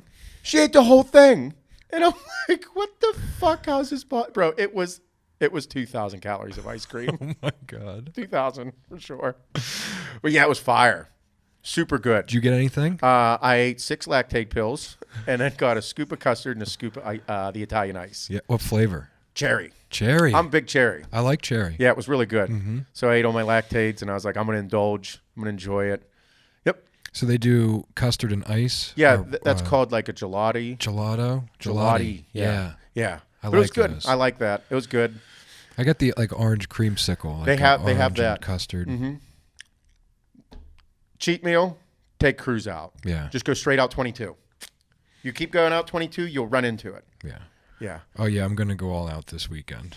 Oh, yeah. I have to. Yeah, enjoy it. Indulge. Skipping a weekend, it's not cool. It's not good. It is not cool. It's not cool for this thing. It's not good, period. It's good to experience. Mm-hmm. You experienced it. What'd you realize? I don't like it. I don't like it, but my weight's down, which is like a very positive thing on a Monday. Because Monday's kind of rough. Absolutely. I usually don't step on the scale on Monday. Yeah. I think it's good just to do as you feel and go for the experience of it all. That's pretty much what I just said, I think. Yep. But, yeah. I have big mileage this week. Like, big mileage. Really? Like what? So I did 13.5 miles last week total. Uh-huh. I got 15.5 this week. Okay. So like my long run on Saturday will be the same, about 6.5 miles, and then like today's a 3, Wednesday's a 5. Oh wow. And then Thursday, Friday, just 1 mile to loosen my legs, and then 6.5. Oh wow. On Saturday. Moving. Yeah. Nice. Yeah. Saturday was fun. It was a big run. Kenny wanted me to run for 60 minutes. He's like, you should hit like 5.5, 6 miles. And I hit 5.9 miles in 60. Man. Yeah. And then ran another half. That's 10-minute miles. Yeah. Serious? Yeah, that's pretty good. Yeah, and I ran it on the treadmill, which I fucking hate, but he likes me on there for my long runs to figure out my paces. Yeah. Oh, yeah. Yeah, so that's... Get your legs. Yep. It's awesome. Mm-hmm. It's exciting. It's insane. Once the stitches come out, Mm-hmm. I'm just going to do an hour of cardio every day. Yep. Hour straight. See how skinny I can get. Mm-hmm. I think Skinny's the new big. Bro, large T-shirt. Fuck! I just told the internet. I can't say anything because I'm definitely gonna fucking be dropping sizes and just. I just got to accept the fact right now. I've accepted it. I'm not accepting it. I have. I can't do anything about this, so I just have to get in really good shape, get myself very healthy, get my blood. I got my blood work done. Talk about it on Wednesday. See where I'm at with everything, and go from there. We could be like supermodel size. I know. I'm going to shave my beard and show my jawline off again. It's going to be awesome. Chiseled jaw. Fuck yeah. Sharp. Wear Speedos. Yeah. Shave my body. I do need to get a Speedo and a wetsuit. For swimming. I'm going to start swimming here soon. This is exciting. I'm so excited. I don't know how I feel about it. I'm so excited. This is great. Kenny sent me all this shit. No, he didn't. Goggles, wetsuit. He's like, AAR Speedos. I'm like... You're going to start researching for him. I'm going in, dude. It's awesome. Scuba Bob. I guess some bike shops are opening up this week, so he's calling bike shops this week for me. I'm going to do it, dude. I'm going in. Bro. Mm-hmm. Bro. Mm-hmm. Some serious shit. The bike's really hard, by the way. Fucking right it is. I went on just the little assault bike in there to like warm up. Yeah. Bro, my legs filled up instantly. Yes. Like they just locked up. Yes. I'm like, oh, fuck. Well, I follow Brendan Schaub. Yeah. He calls the bike. He rides a bike often. Yeah. He calls it the Thick Boy Bike Club because he's thick. He's a big fuck. Yeah. Thick boy. Yeah. I don't know what it is about that movement, but my legs just fill up instantly. Oh yeah. For sure, especially like if you take hydraulic. Mm-hmm. Hydraulic and running, it's not a good idea. Bro, so I did that on Are Friday. you kidding me? I was going to run my mile after my workout, right? So I took hydraulic and I was going to start training. I'm like, fuck it. I could probably get a mile in because I had 1 mile to do. I was like, I bet you I can get a mile in before this like kicks in. No. Well, no. It kicked in like 3 minutes because I started to sweat and it just was moving. Bro, my lower back was so tight, like I barely got done the mile. Oh, it was so yeah. rough. Insane. Yeah. Calves filled up, fucking shins filled up. My fucking calves and shins would be bowling balls within 25 seconds. It was bad. It's horrible. I haven't taken a pre-workout in fucking 12 days. 13 fucking days. It's a little different. Yeah. It's crazy. Mm-hmm.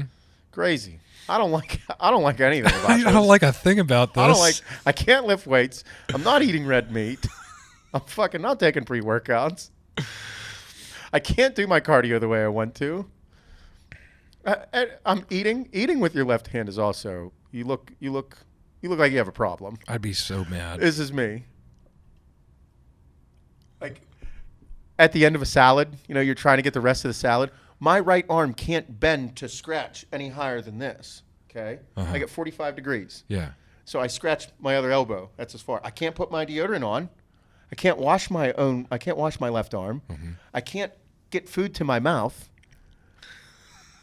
I can't do anything like that. So I do everything left-handed. It's fucking horrible. It's fucking horrible. At the end of the salad, this is me at dinner. I'm like, did you cut your own meat? bro, that was the other thing. I used my right arm. I stuck it and I tried to use my arm. Bro, the second I apply pressure, my hand gives out. There's no strength in my arm. You don't realize how much tricep you use cutting a steak. So the fucking knife, my sharp kitchen knife, I was like, man, like I went to cut. I was like, nope, just couldn't do it. So I stabbed the meat and I start cutting with my left hand. And I'm like, this fucking knife isn't sharp enough. So I went in and got one of my brand new Kershaws, one of my new nice ones. Yeah. Brand new, fucking haven't used it for anything yet. I fucking was slicing that meat all up. Fucking cut right away with my left. I'm like, you ate an Eddie V steak with a Kershaw knife. yeah, and then so Nice. and then so then I said, fuck it. I'm like, I'd have to poke this and cut it with my left hand. And then I have to switch utensils and use it. So I was like, nope. So I just was super careful with the knife. I was stabbing the meat and eating the fucking steak with a knife. God. Hannah's like, okay, huh? I'm like, what do you want me to do? Don't do dumb shit. Oh, man. Oh, it's too good. But, hey, so a couple other things I was thinking of. Because I'm getting antsy and I'm buying everything right now. I bought fucking new coffee maker, bought new coffee. I bought Yankee candles. I bought cigars. I bought cigar lighter. I bought a humidor. I bought shoes. I bought, over the past week and a half, I bought everything online. We ordered like 16 Yankee candles, by the way. Big Yankee Candle family. Oh, fucking huge. We're running out of all the new ones. We're out. I'm like, yep. We're like, oh, which ones should we get? And I'm like, since I'm not in a store, buying them all. Anything I don't like, somebody's getting a gift. Yep. So Here you go, Shane. Also, we had the gift card. It was buy one large candle, get one free. Bro, that's a steal. So we bought 6 large candles. Got six got for free. 6 free. Nice. I was like, this is a fucking great deal. So I got 12 candles. I'm like, yep, let's go. Man. And then and I was like, yeah. And I was like, if we don't like it, we're just going to give it to somebody. And hopefully they like it. And if they don't like it, give it to somebody else. Just keep giving. The gift that keeps on giving. Some people like certain scents and some people don't. If you don't, you're not going to hurt my fucking feelings. Yeah. Accept my gift and shut the fuck up. And if I like all of them, I'm keeping all of them. Yep. I'm going to know when I come to your house and it doesn't smell like Yankee Candle, like you didn't like it. Yeah, it's okay. That's okay. You probably gave it to somebody else and you hope they liked it. But no, we did that. And so whenever we were at the place yesterday, we were at the Meadows, the ice cream, the custard joint. Chevy dealer's right next to it. I was looking at all the new trucks just because I like to look. Yeah, look at them. I just like all trucks. I just like them. And I've been looking at white Fords. I don't know why. New Fords are sick. The new Fords are sick. They are. And it came up in my head. Would you ever drive the Chevy version of your truck, the 2500, the diesel, the Duramax, Allison transmission? Would you drive the new Chevys? Have you even looked at them? I don't know. No. I can't tell you what a new Chevy looks like. Okay. But the biggest thing for me is if I don't feel the way I do in my Ram interior, I don't give a fuck what the outside looks like. Oh, really? I love my setup in my Ram. My center console has the spot for your phone. Like those things are such a huge priority to me. Because like driving my truck, it's like driving my living room. Like I have my remote got all your here. shit there. Bro, you're just set up. 2020 or put up the 2021. 2021. No, just take out new. You don't look up stuff, right? What's it called? Put 2021. Cross all that out. Cross everything out, Shane. Yep. All out. 2021 Chevy 2500 Duramax. Duramax.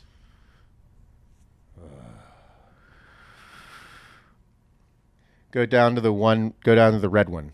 Yep. Click on that. Can we make that bigger? That's what she said. No. Get out of there. Back out. There we go.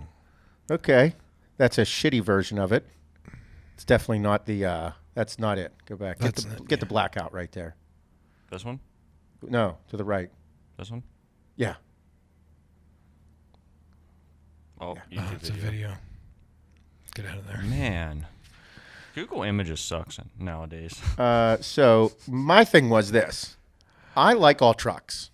I like them all. You're going to have a hard time. I wouldn't get the Chevy. I'd get the GMC. GMC. Yeah. I get the GMC version, the Sierra, the 2500. Search that now, Shane. Oh, dude, I don't know. I can tell you I'm probably not going to buy a brand new Ram, though. No. Man, the 2021, you fucking asshole. How do you not know how to search trucks? Come on. Get with your shit. There goes me being a degrading He's like, bastard. this is the first time I've ever Googled trucks.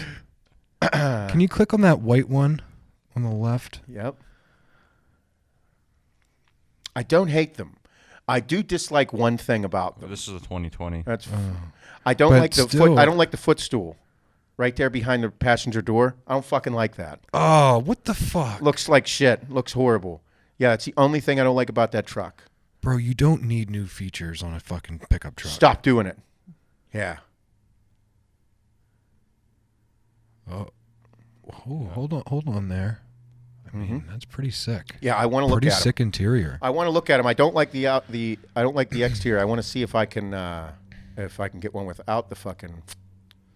There's footstools on behind. You know the what else passenger it is too? Like, I love how my truck feels at like 40,000 miles on it too. Yeah, it's a diesel. It's just broke. Like it's barely broken in. Yeah, you get a diesel with under 50,000 miles, still not broken in yet. Breaks in at around 60,000 miles. I'm just not scared of fucking it up either. Like, it's in the perfect stage. But But if I go sit in something. you go sit in anything. I like I like the look of the Ford. It's a pappy truck. Listen, I'm just a fucking I just like them. I just don't have time to buy a new truck right now. Fuck no. I'm just saying. I was just looking, and I just wanted to take your opinion on it. I mean, I think they're kind of cool. I want to sit in one. I feel like I can just rip my Ram around and like. Oh yeah, I think the Cummins is the best engine. Yeah. By far. And The then, Duramax like, has the best transmission, but we're not pulling anything. We're just a couple of dickheads. just Pulling pussy. some stuff. Yeah, just pulling pussy. No, but like then like you buy the truck and then you gotta lift it again and delete it again and wheels and tires again. Yeah, you're right. Uh-huh. I mean, I love It is that. fun to do that. I love that, but like I go all in until Yep. it's all done and then fuck up everything with Kim and Piss her off again. Yeah, you shouldn't. You don't need to do I that. can't keep anything stock, and if it's not all tuned up, You don't want nothing to do with it. I can't settle. Nope. The next truck I will get, I'll probably keep my Ram for like, I don't know. I can't say anything. I do dumb shit all the time. And me hurting myself and not fulfilling my daily routine of heavy cardio and lifting weights and all my shit. I don't know why. I don't know what I'm doing. Are you saying you need a smaller truck, or No, I'm gonna buy another truck. Oh. I'm just gonna do dumb shit. Buy another one because I don't have anything fucking. I'm not like I'm not getting my rocks off with my cardio. I'm not fucking lifting weights. I can't drink whiskey.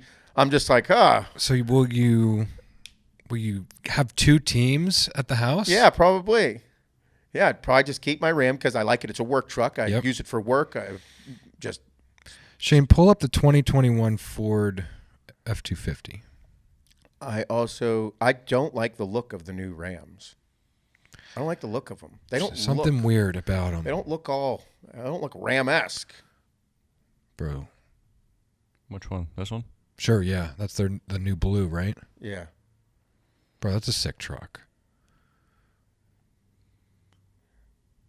Yeah. I will get the go back shade. Go to the white one. Nope. Go down to. Nope. To the left.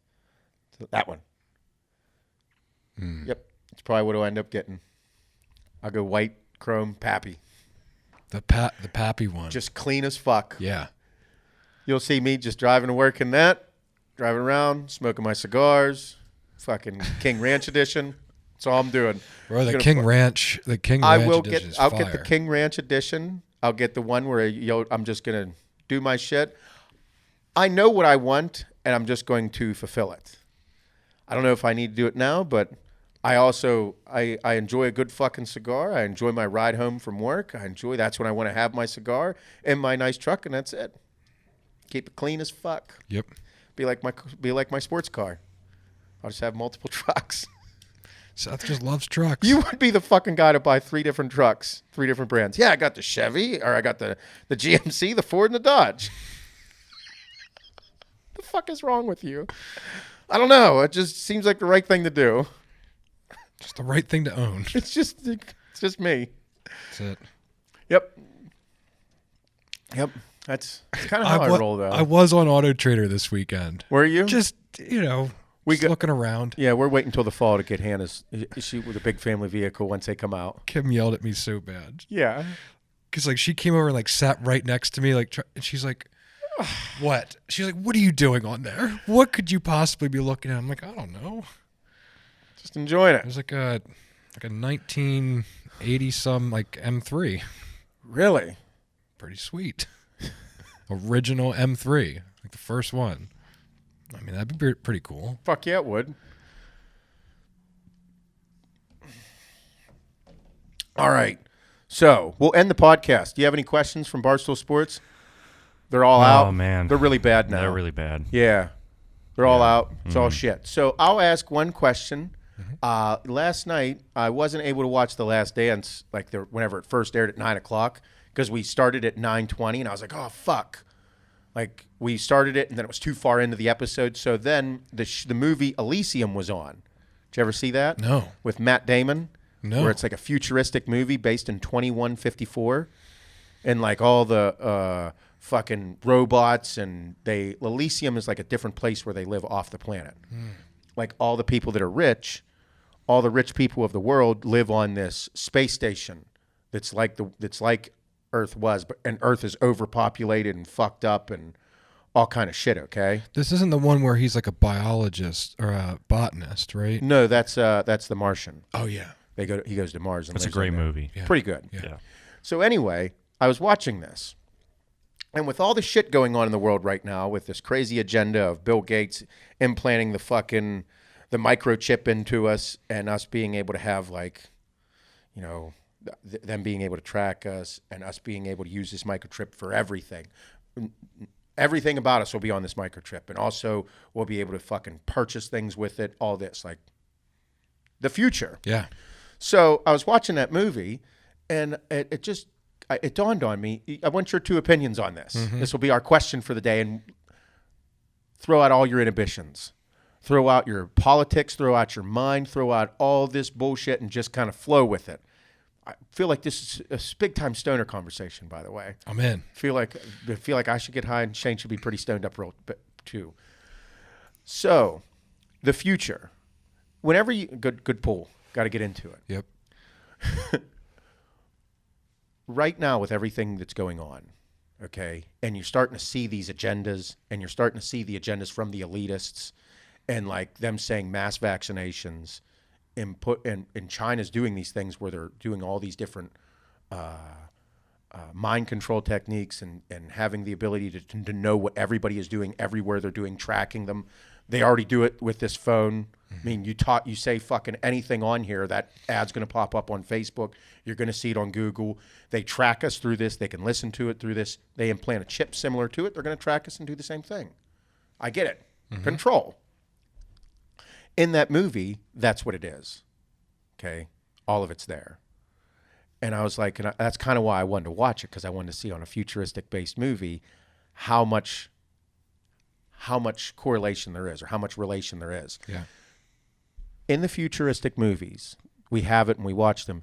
Do you think that us going forward into the future, into like this 2220, like not 2022, 2220, and 2154 like the movie, do you think we go into the future with all of these things willingly? Or do you think it's put upon us that this is how the fuck things are going to go? Because in that movie, it's how the fuck things go. There's no willingness. There's no willingly things done. Right. It's kind of just how it happens. So do you think that as this goes forward, like kind of like right now, they're like, we're going to do mass vaccinations. I'm not doing that. Fuck you. It's not happening in my book. But they're saying it's going to happen. So do you think that these are the things that in the future that these things occur? Like this is what happens willingly? Or do you think that it's like they're just going to, this is how things will go? I mean, at this rate, I mean, I think it's just, this is how things are going to go. I don't think there's going to be this one day where like this was the day. It's going to be similar events to like what's occurring right now. They're just going to change aspects of life or aspects of your country or how your government operates. And then all of a sudden, this is just going to be the new norm. And the scary part about it, like I was actually thinking about this the other day, is you may not be able to like mandatory vaccination for like me or you. Like as of right now, we have the right to say no. Yeah. But what happens when those become the new norm for your child, and them not being able to go to school because you don't have certain things? So then, I mean, all future generations, they're already going to be. It's almost like the switch over in generation is like happening. Yes. Because right now, like, there's a big disconnect. Yeah.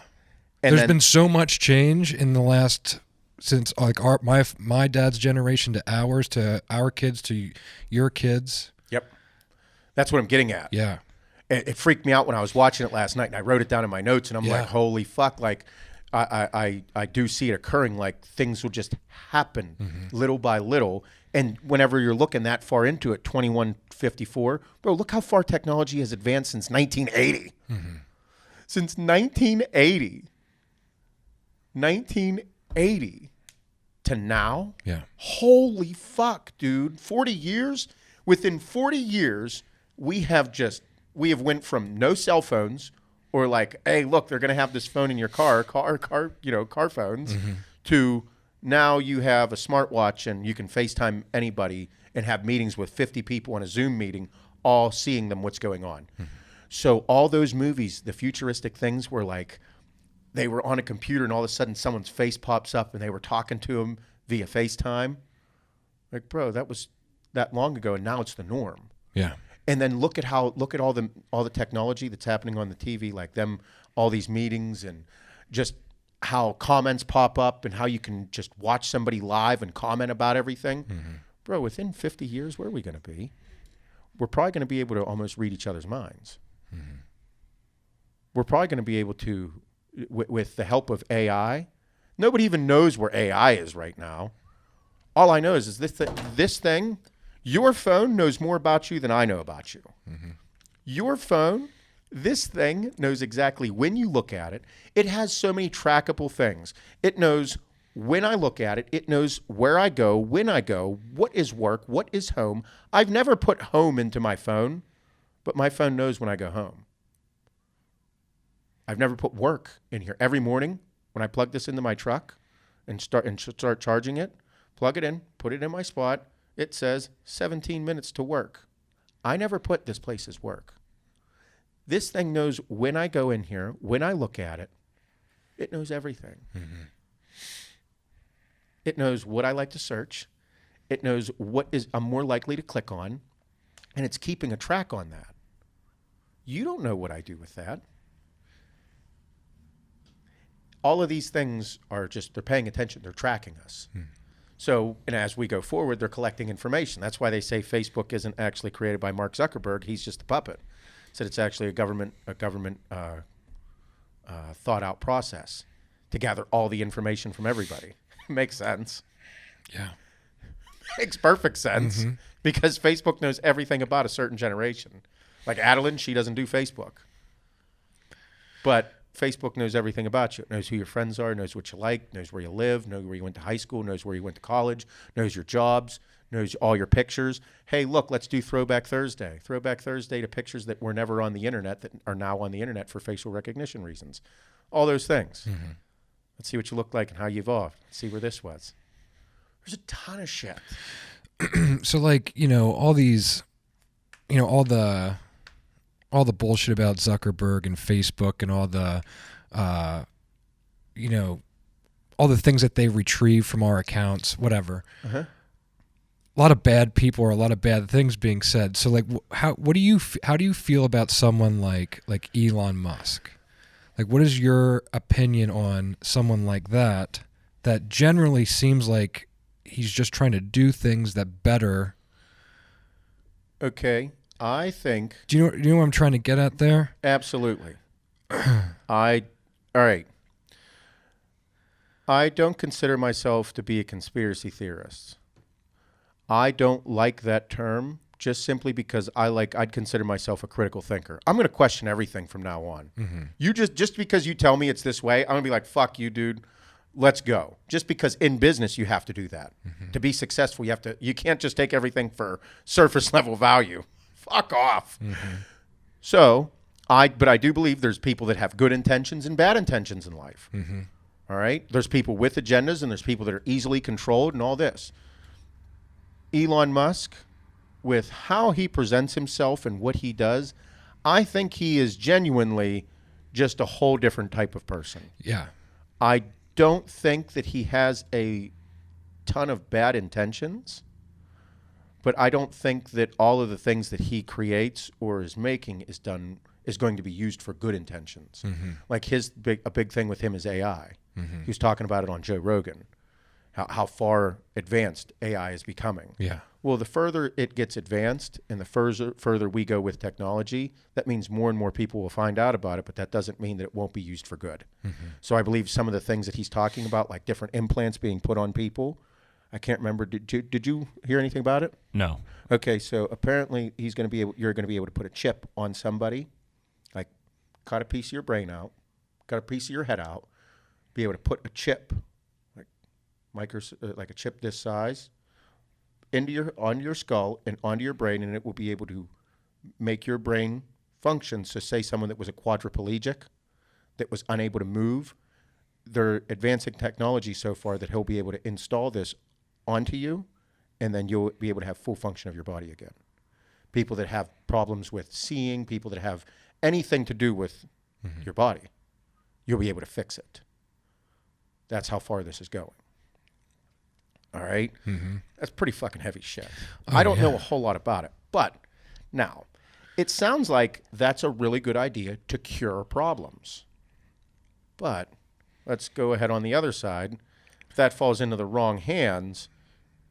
Great way to control or manipulate or... anything. So that's where I go in and I ask the question again, like I said, do you think we go into the future with all this crazy things that you see in these movies willingly? I don't think so.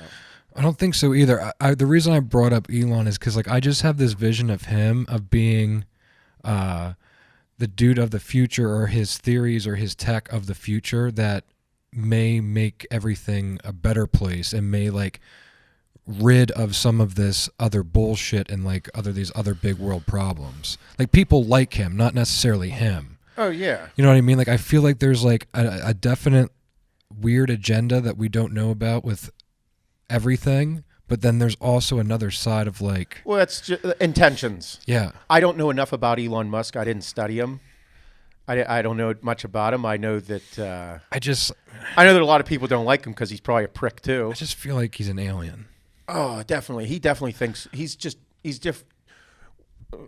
To do what he does, you can't be like normal. I think him sitting on Joe Rogan and actually shooting the shit, him doing what you would call shooting the shit with Elon Musk, is as lax as he'll ever get. Yeah. But he's a wild dude. Mm-hmm. But no, I just was thinking about that. I think the future. I mean, I do believe that we'll get to the point where everything will be. Bro, I like living in the woods, splitting wood. I like hunting. I like splitting wood. I like making a fire in my home. I like living away off the land. Mm-hmm.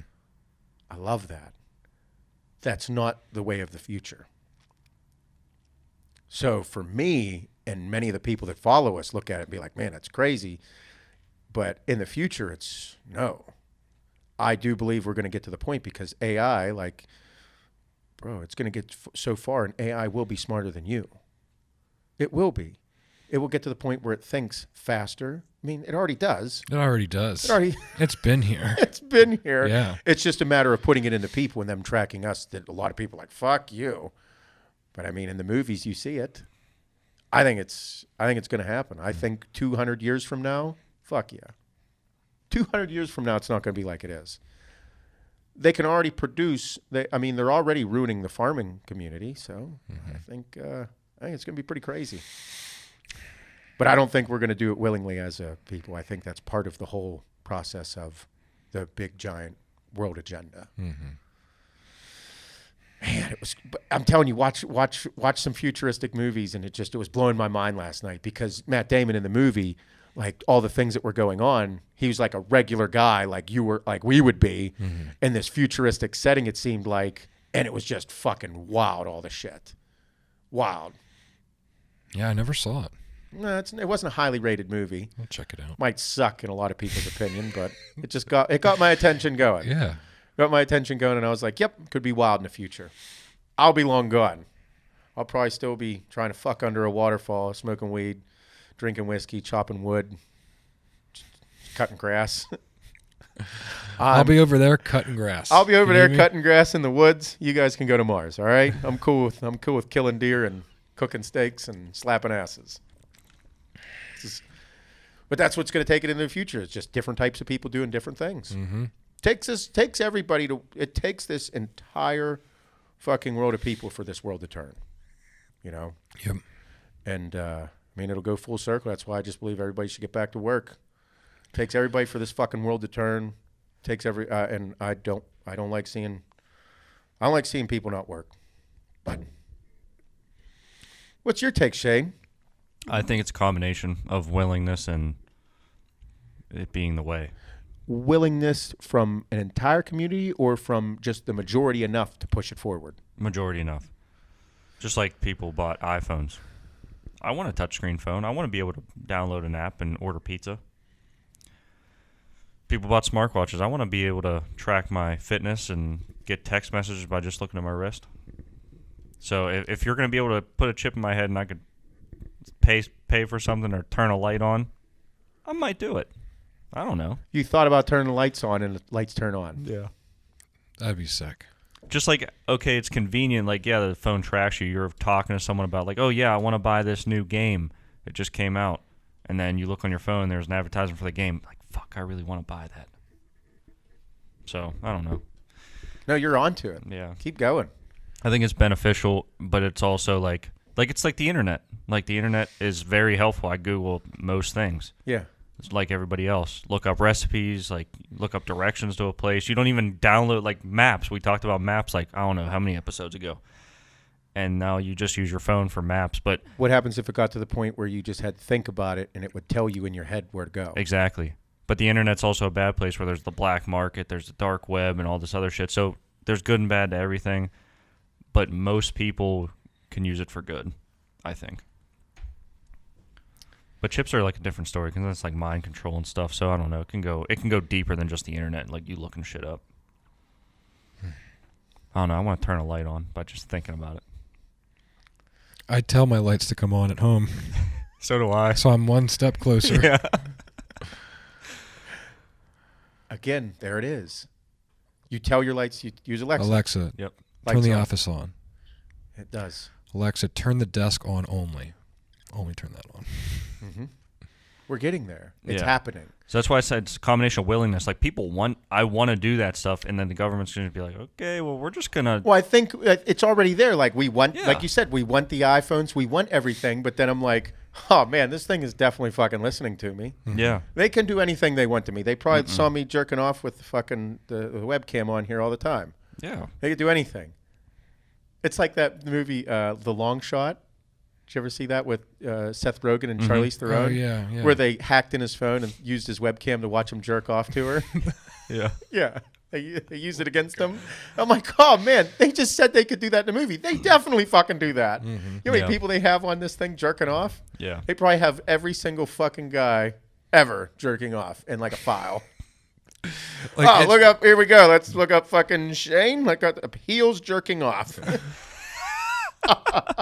I think it's just going to get to the point where there's not going to be another option, though. Just like flip phones. Like, okay, you're going to download a flip phone. Well, you're limited to this much shit. You can't do all this. Got to buy the iPhone. Yeah. Or Samsung. That's what I mean. I was watching him like he's living in a place that he's like doesn't like what's occurring. It's unwillingly, and it's occurring. Yeah, like but that. I don't think it'll be forced upon you. Eventually, maybe, like you said about your kids being born, like, okay, generations down, it's required for you to have this shot. It's required for you to do this. It might just be the way eventually, but I don't think it'll be forced. I think until it'll get to that point. Yeah, I think it will, and I think that it will, and I wouldn't be surprised. I said that I wouldn't be surprised if there wasn't another like, whenever there's going to be a point right now with Americans that there is like an uprising. Like there'll be an uprising whenever this occurs. I think that there will be. Americans are too violent. We have too violent of a history for things to happen like, oh yeah, we're just going to let it happen. So I believe that there will be an uprising. I was saying years ago, I was thinking, I'm probably my kids or my grandkids' generation, there'll be an uprising against that. Yeah. Amongst the American people, amongst themselves or the government or something like it. And everything that's happened within the last 3 fucking years, I was like, I think it might happen within my generation. Before I die, there might be an uprising. I mean, it kind of goes hand in hand, too. If you want to work at a school, like I coached baseball, I had to go get certain shots. Yeah. Like for the education. So, like, I don't know.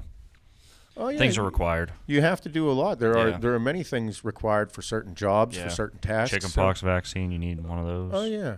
No. Tetanus I'm shot. not an anti-vaxxer, but everything that's coming out. I'm speaking on like things are required. Yeah, everything that's coming out, I'm starting to think, I'm like, oh, man. I don't know if I agree with everything now. This is kind of fucked up. Maybe these people they don't have my best interest. Maybe think about it. There's nothing that doesn't get done without a point, a reason. It all has, even all the studies done. Like if you were going to research something, it has to be like, if there's no benefit to somebody from a research, why are they going to fund it? Yeah. You know what I mean? Like, we need a grant of $1 million to research this. And then the people that are providing the grant are like, well, if this isn't going to benefit me in any way, why am I going to give you the fucking money? Because we need to do research to learn about things. Well, it's not benefiting me, so you're not getting the fucking money. So all of a sudden right there, that is a skewed agenda. That means that we're not researching things to question things. We're just researching things for a positive purpose in someone's agenda. You know what I mean? That's bad. That's very bad. Yeah. So that's how you skew studies, science, anything really. Crazy, right? Oh, yeah. Definitely. A little food for thought. Yeah. Going into the future. I don't, flying cars and shit. I'm so curious. I would love to go into the future 250 years. I would fucking love to. Yeah, I'd want to see it. I definitely do. I'd love to stop, I'd love to do 100 I'd like to do 200 and maybe 300 years. If I could, I fucking definitely would. Mm-hmm. I'd love to. I still don't think there'll be flying cars. They're too loud. I don't think, like, seriously.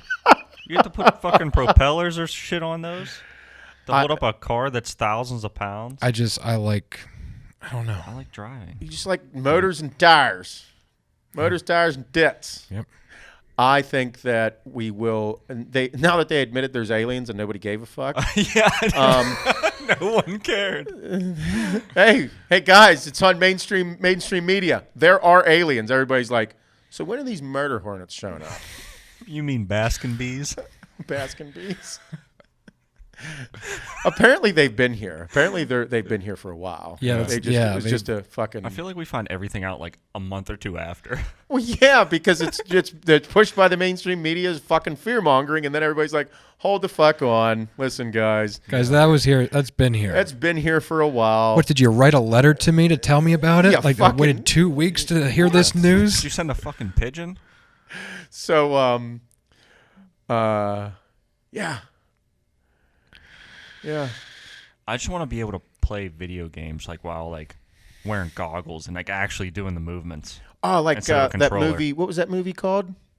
Ready Player One. Ready Player One. That was a cool movie. Yeah, great movie. Again, I want to be able to do that. Again, Yeah, it was very futuristic. Yeah. I'm all for it. I'd love to see it. Yep.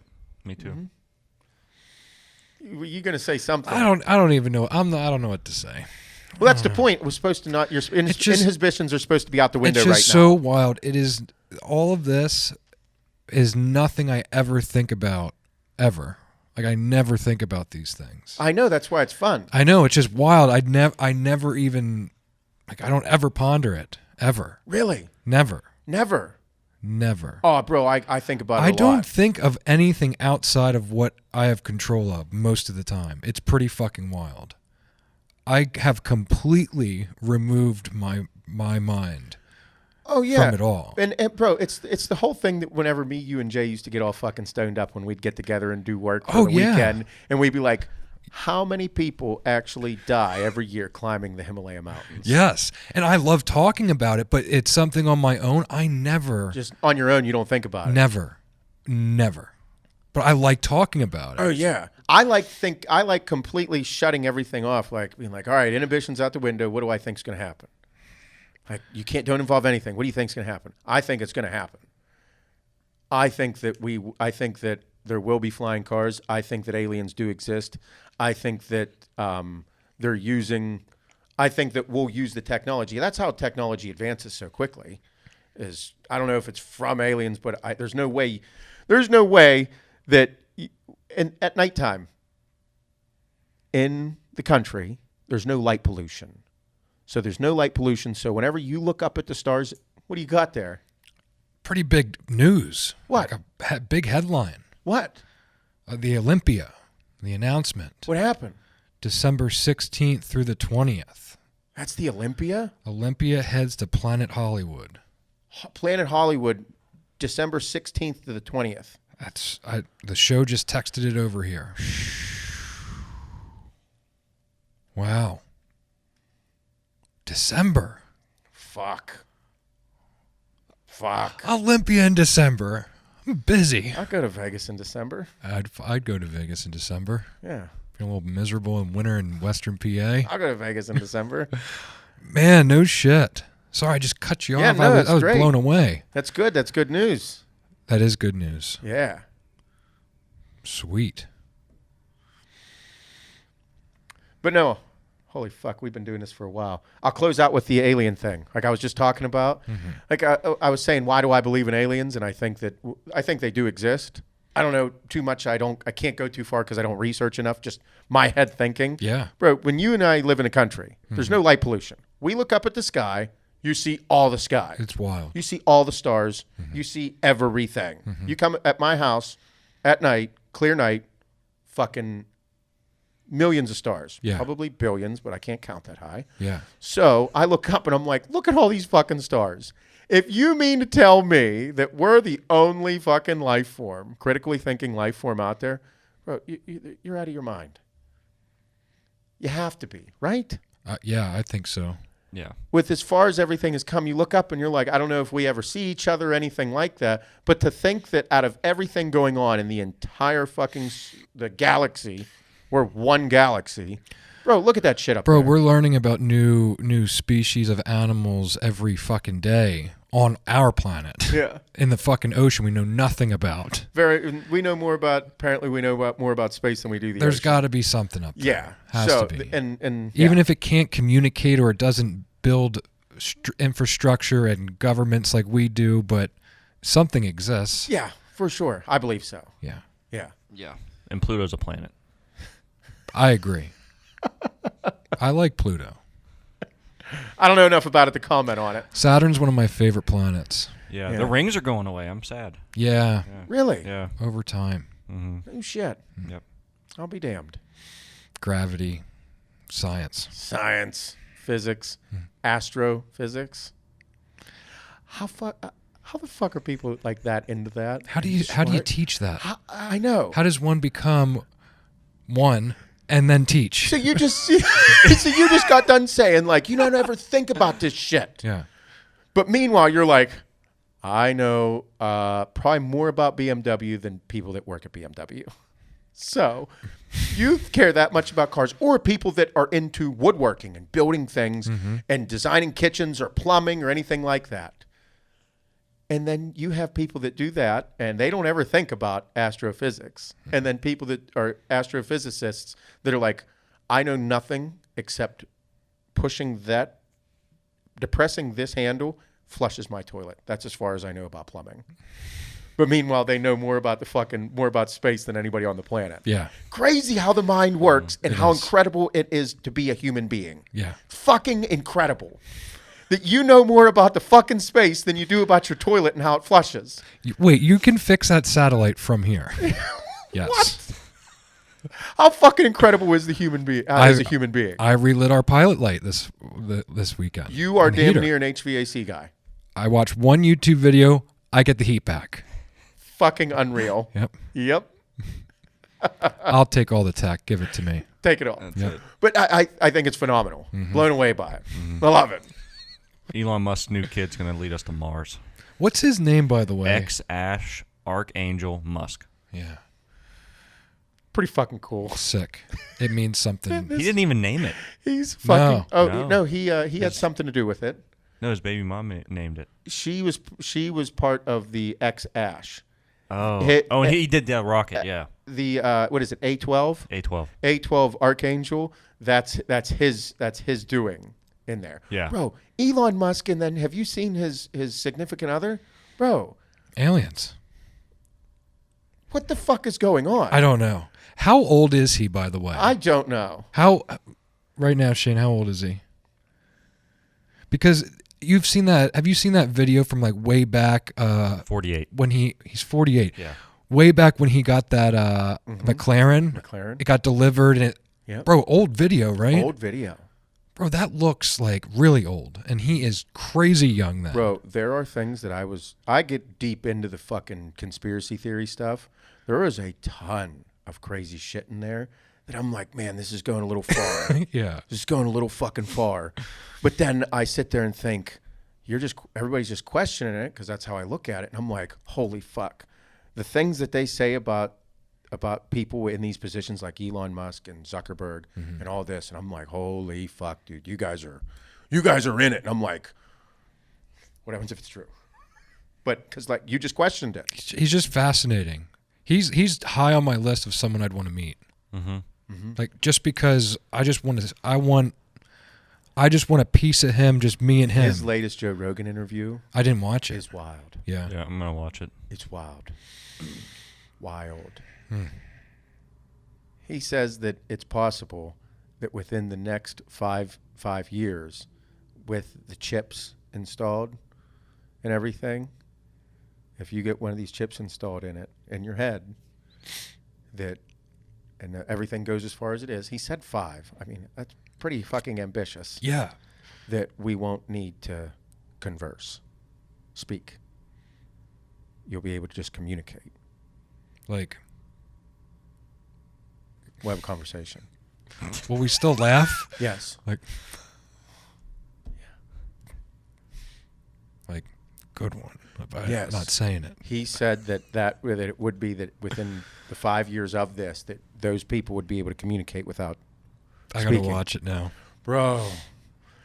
That's what I mean. Like, I get into this, and then me, podunk Seth, that just likes fucking chopping wood and weed whacking, and look at my straight lines in my yard. Hey, what kind of mower you got? I like Chevy trucks. I like GMC. Fuck you. I got a Dodge. Chevy blows.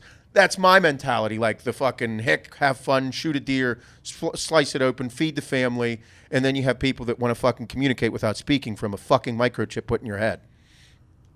Holy fuck. What the fuck is going on right now? Where am I living? That's nuts. Earth 2020, motherfucker. It's crazy. Fascinating. Banger of a year. I am. Why couldn't we just have like fucking sharks with laser beams on their head or something? I just wanted it to get warm out and like my allergies to get bad and everything be okay. Cut my grass, take my Claritin or or whatever it is, my allergy pill, and be cool. Whatever Kim gives me. Yep, we go on vacation. I can spend money on overpriced drinks and like really good steaks. Just give it back. I heard this chip can like just make your allergies go away. Fuck that. They will. They will. That's what I'm saying. It's fucking crazy. But I'm fascinated. I like to think about it and throw everything out the window and just let my mind run.